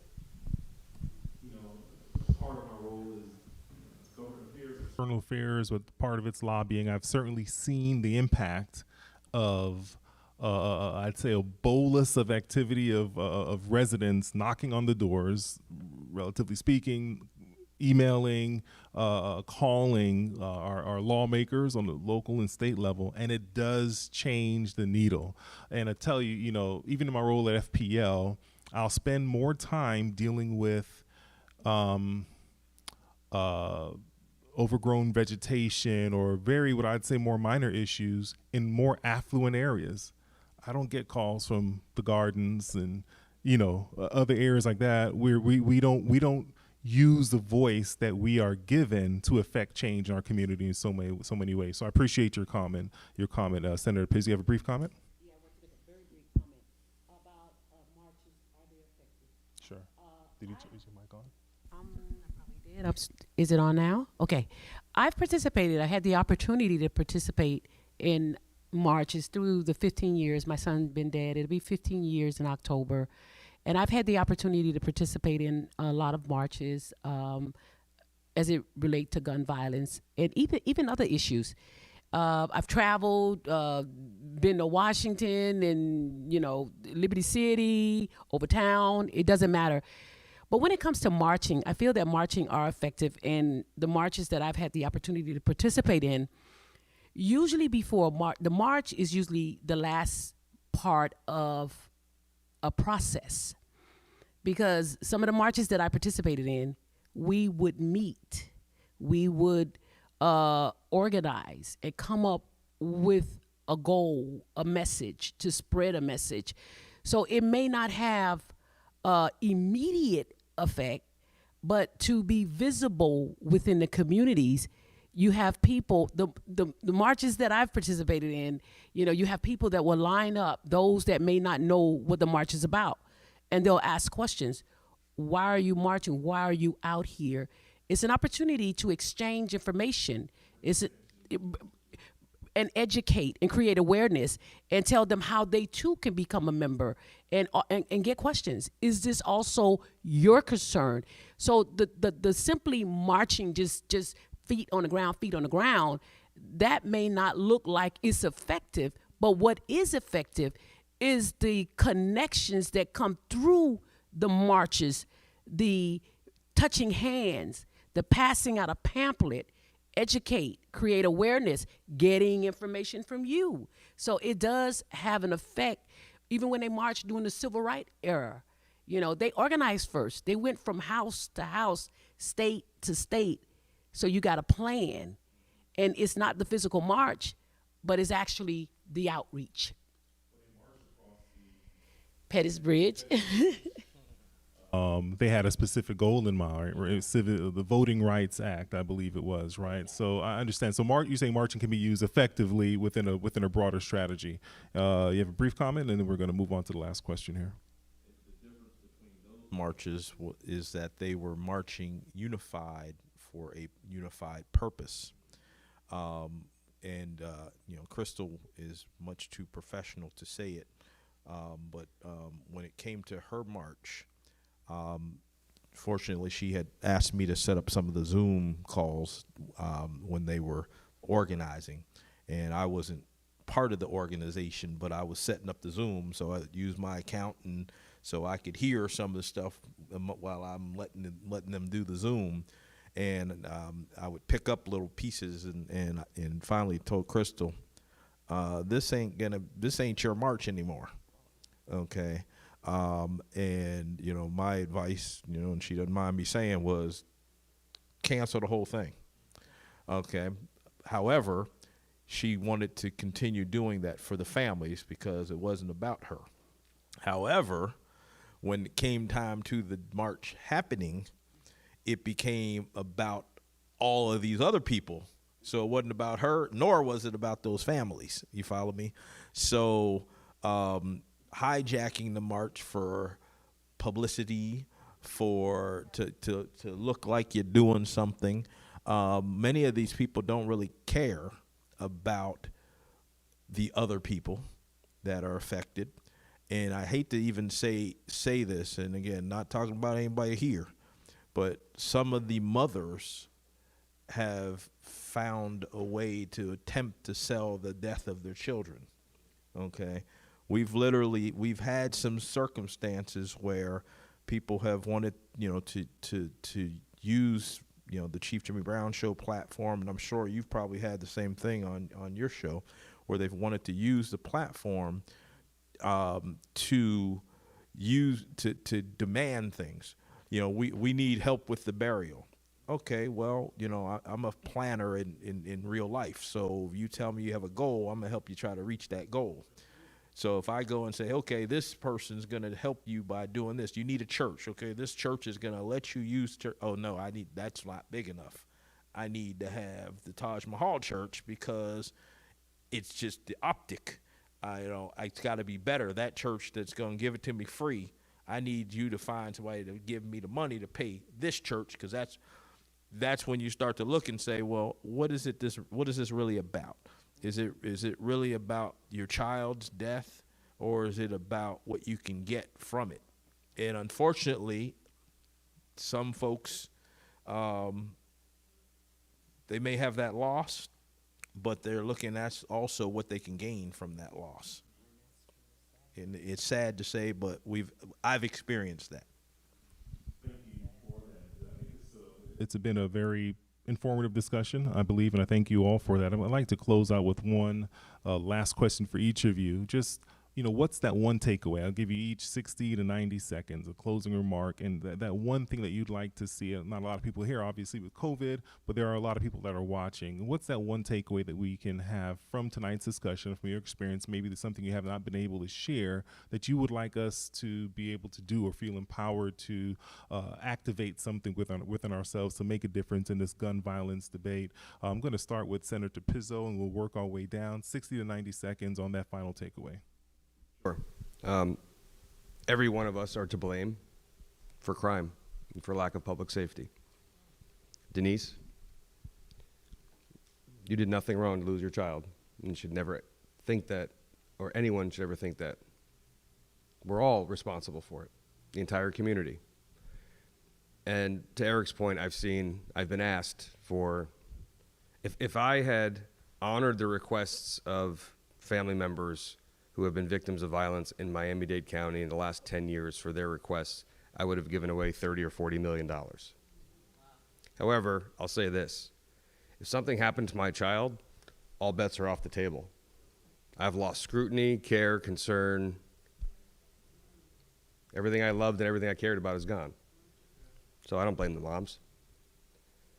I blame myself in as much as I wish there were more hours in the day to spend in other neighborhoods and with other families. But my wife has told me on more than one occasion the past decade that I spend more time with the kids. She's calling right now. I spend more time helping to raise kids in neighborhoods and not my own kids. And she means Overtown, she meant Liberty City. I'll call you back. The takeaway is this. There is solutions and there are remedies. The very tough love question is the following. How much of what people consider to be rights or abuse or invasion of privacy are we willing to give up? Do you or do you not think that a 12-year-old who's on Facebook with a firearm, do you think I should be able to knock on his door or not before he shoots himself or somebody else? We all somewhat abide by a speed limit, but it's the balance of what we're willing to give up as far as injury and death on the roadway in exchange for an efficient commute to work. If the speed limit was only 10 miles an hour on I-95, nobody would die. Society's not willing to put up with that inconvenience. So we're willing to raise the threshold of what we're willing to accept. I don't want my kid to die. I don't want another person's kid to die. I think it's okay if we knock on a door and say, what's up with this?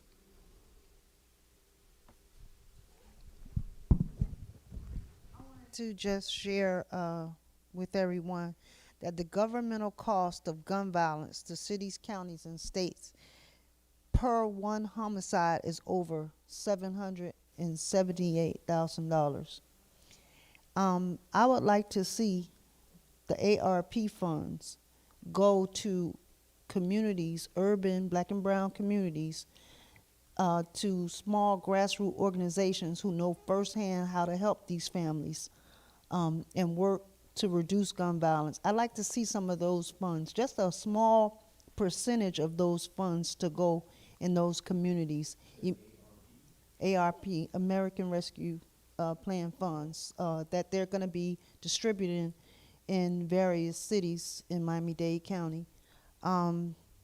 Just imagine if some of those funds would go to those organizations in those cities, how much the gun violence can be reduced. I'd like to see those funds being spent instead of waiting until someone is murdered and they have to spend over $700,000. First, I want to thank everyone for allowing us to speak on this issue. It's never enough time to speak on it. Takeaways. I want us to stop being selfish of each other. Stop fighting each other. Stop hating each other.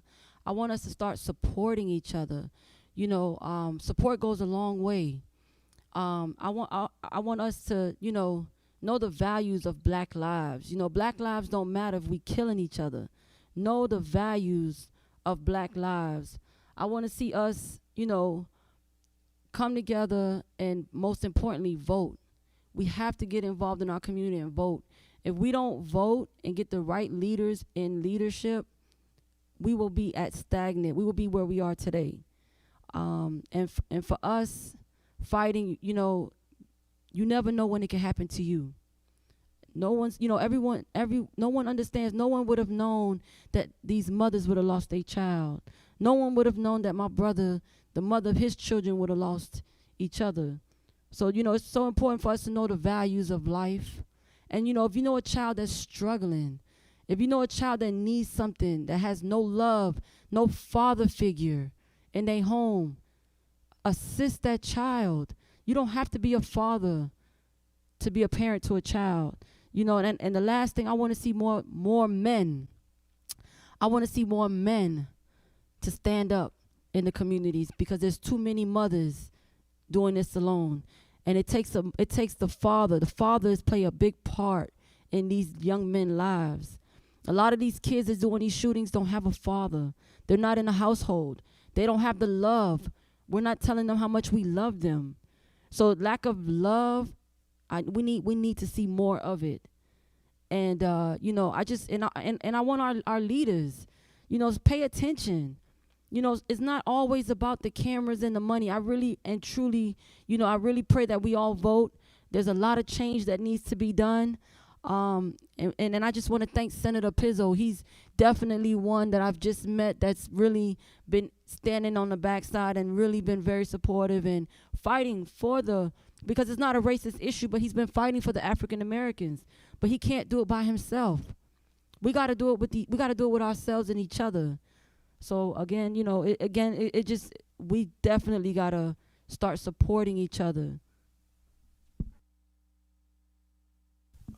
When it comes to stopping gun violence, again, I am a proponent for kids going to be kids. They're going to find guns. They're going to learn about them. I saw these two kids that learned how to put together a rifle by watching YouTube videos and went out and started shooting at the police. That's, again, nobody showed them. They thought taking the gun apart and putting it away is going to keep them from it. Kids look, they find, they search. I don't care what, you can put it in a safe. They're going to figure out what the combination is. Okay, they're going to play with it till they crack it open. So, or find the key. So teaching them something that they're going to be curious about is, to me, the best way to get them to leave it alone.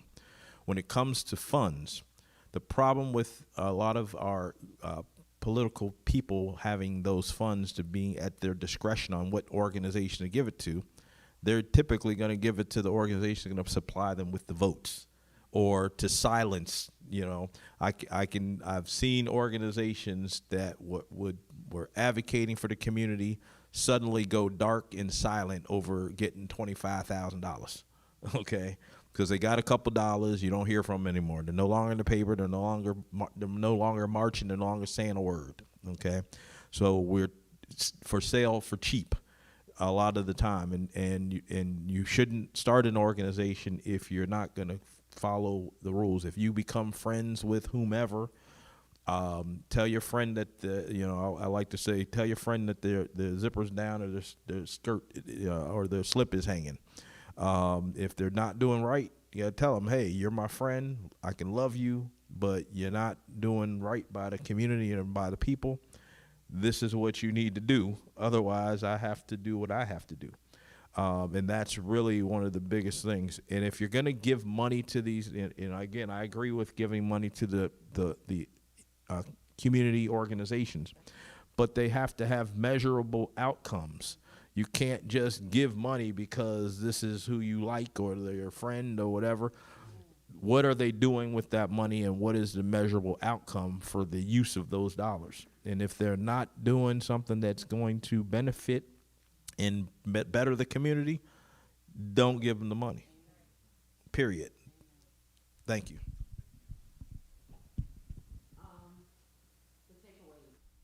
Personally, I feel that the power to change, the power to improve our communities, the power to reduce the gun violence or all violence in our community, that power lies in our hands, each and every one of us. There used to be a story that used to come on television many years ago, and it still comes on as a rerun now. And I think most of us in here, I see some of you look kind of young, but the story used to come on many years ago. It was my favorite television program. It was Gilligan's Island. There was no show that I loved more than Gilligan's Island. But you know what? It was 7 stranded castaways, 7 people. They were wealthy. They were movie stars, scientists, smart, strong. They had all the characteristics of a person that could succeed and find their way out and become a survivor. There are many survivors in our community, But just surviving is not the key. You have to survive and make a difference. They survived, but who did it benefit? They couldn't even save themselves. The funny part about it, they had visitors every week on Gilligan's Island. Not one visitor was stuck on that island. Everybody that found themselves, coconut hit them in the head. Oops, there's people on this island. Who are these people? They do it to us. There's people in these projects. Who are these people? There's people in front of the stores. They don't stay stuck. They visit and they leave us. They already know what we're going through. They know about the poverty. They know about the mass incarceration. They know our children are dying. They already know.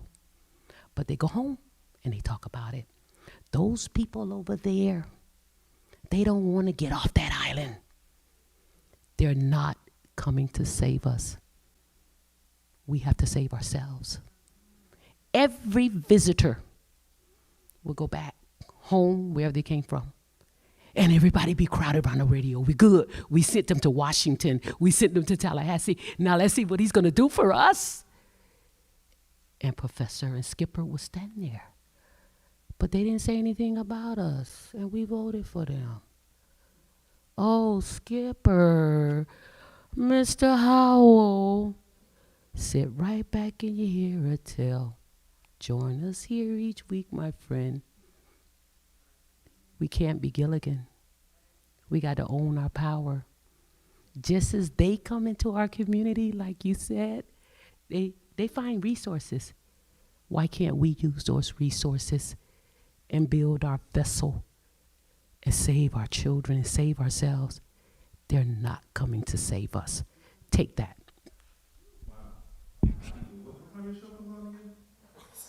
Sunday from 2 to 3 p.m. Sunday 2 to 3 p.m. You can find me on Facebook. Find you on Facebook. Friend me. 9 p.m. Jimmy Brown. I remember Jimmy Brown, definitely. I watch listen to that. Thank you all. Thank you so much. Let's give a round of applause to all of our panelists here this evening. Thank you so much. I'm inviting Chris Simmons to the mic for brief closing remarks. Chris is a principal of one of our local schools here in Overtown, I guess, Care Academy, and it's Care Elementary, and it's right across the street from Miami Rescue Mission. He's doing a great work in terms of really investing and pouring into the lives of our young people, many of whom are disadvantaged. So, Chris, I'll turn it over to you for some closing remarks.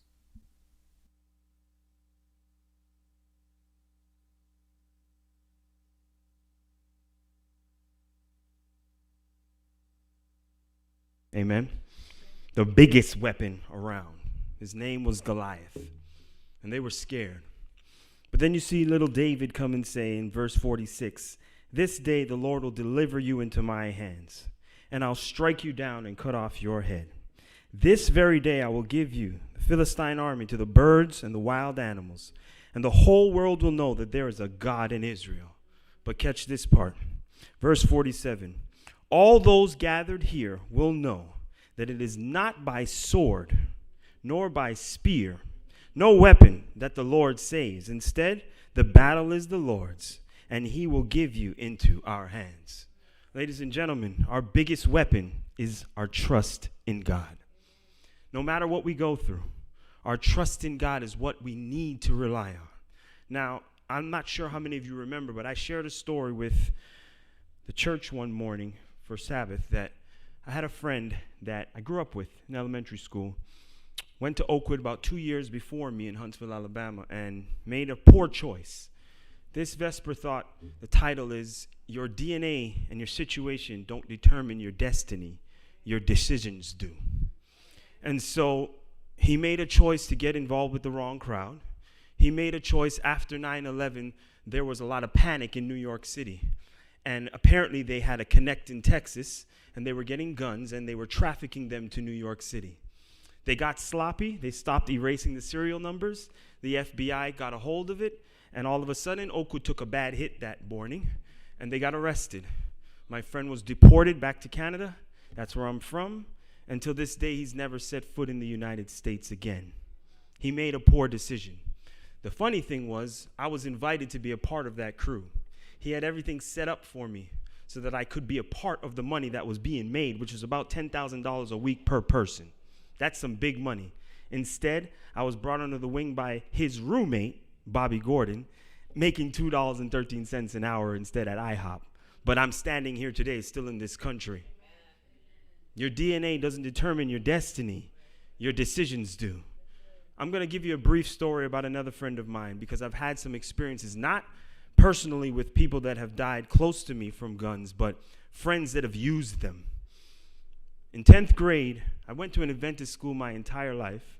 And you know, Adventist schools are supposed to protect you, shelter you, right, from some of the outside influences. And so a new student came to the school. His name was Owen Smith. He wasn't an Adventist. He had some rough dealings when he was growing up. And his auntie had custody of him now, and she wanted him to be in a better environment. But he brought his negative influences into the school. All of a sudden, students were gambling, playing craps. He would steal at the local 7-Eleven. Till finally, he got caught with marijuana on campus. Now, this is a guy that I actually was friends with. We played ball together. We went to the mall together. We chased girls together. We did it all together. Me, him, and Sean Kelly. Those are the three of us. He got expelled, and we still kept in touch. I went to Oakwood. I finished my high school diploma. He did not. He chose a separate life. And he said to me, I can't do this school stuff. I need to do it a different way.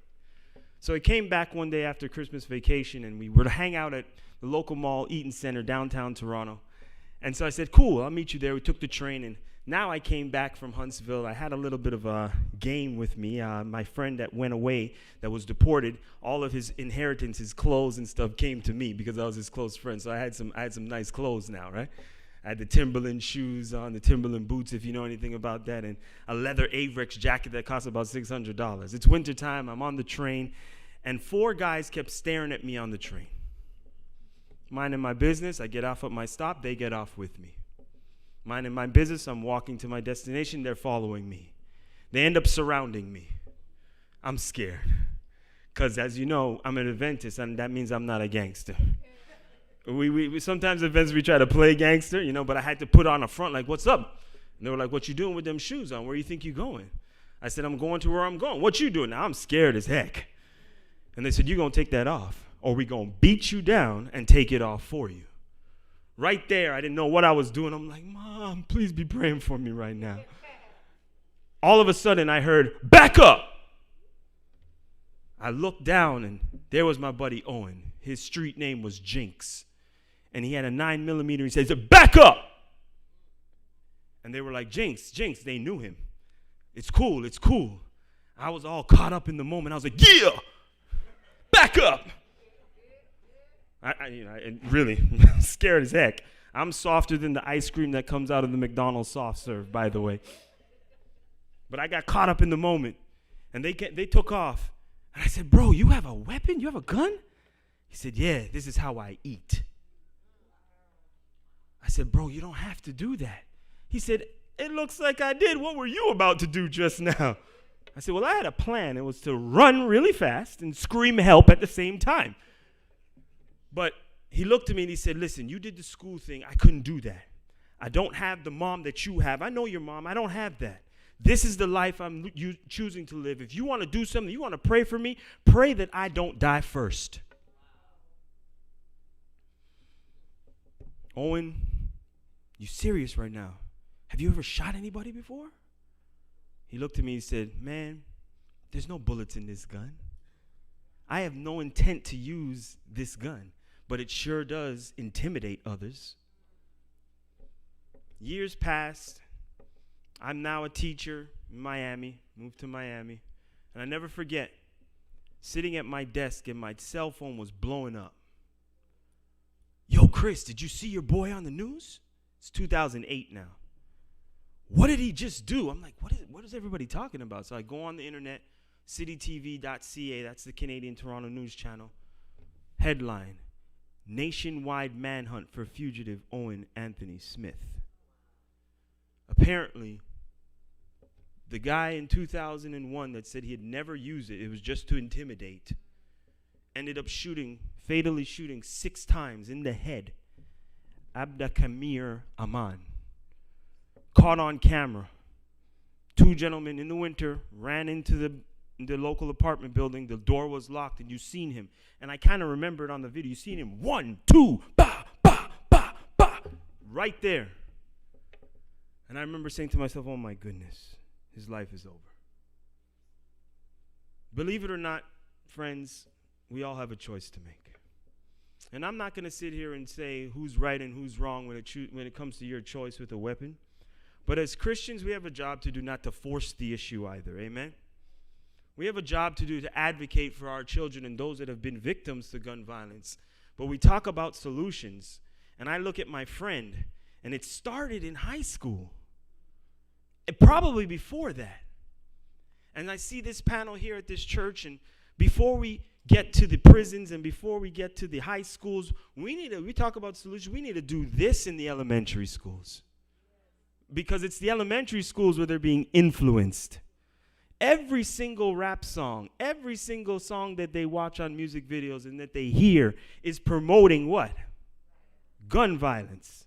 It's cool. And so this man right here took a time out to speak to my kids, kindergartners, right? Kinder through 6th grade. And how impressed were you with those kids when you spoke to them? I was impressed by you because I was very happy to see how happy and content and comfortable that they were. They were vocal, they articulated. Amen. I was impressed by June 2nd, 8:30 in the morning. Yeah, 8:30 in the morning. But he took the time to influence, to inspire some children. And I know it might seem like they're 3rd graders or 2nd graders. The statistic says 66% of students that don't know how to read by the end of the 3rd grade end up dropping out of high school and committing some crime and end up in prison. Mercy. My friend lost his life. The weapon that he thought would help him eat, that's what he said, this helps me eat, ended up putting him away. Friends, we're Christians. This is a sensitive situation, but I think we can all agree the common denominator. The battle of police brutality, the battle of gun violence is not yours, it's the Lord's. Amen.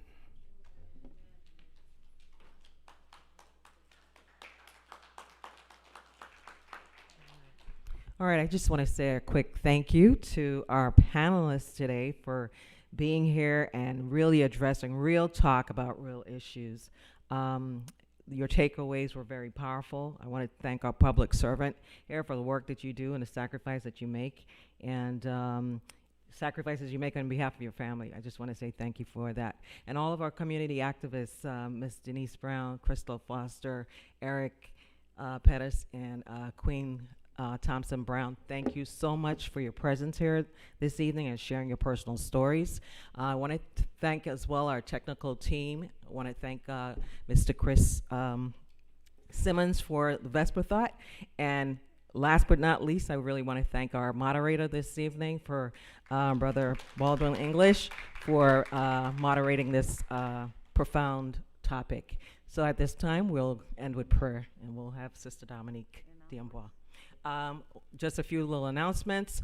Next month, we're going to be having September the 11th. We're going to be having a Pure Reality Day, and we're going to be dealing on the issue or talking about hope in this pandemic period. Also, to another critical topic that we'll be addressing on November the 20th is about mental health.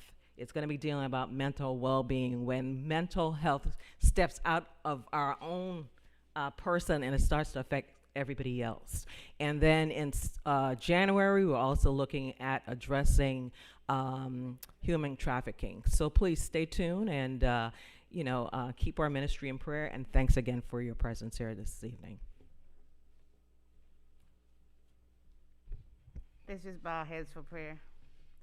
Heavenly Father, we just want to thank you for giving us the opportunity to come in your presence and to come and talk about these issues that are destroying our communities and hurting our people. God, everything is in your hands. We know that. And we just ask, Father, that you find the solution, that you give us the solutions.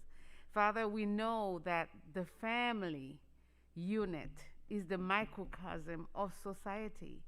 So help us to repair our family units, because when we have strong families, we'll have strong communities.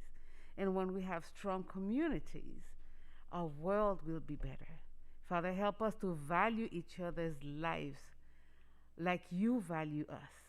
Help us to know that every single person is important in your plan.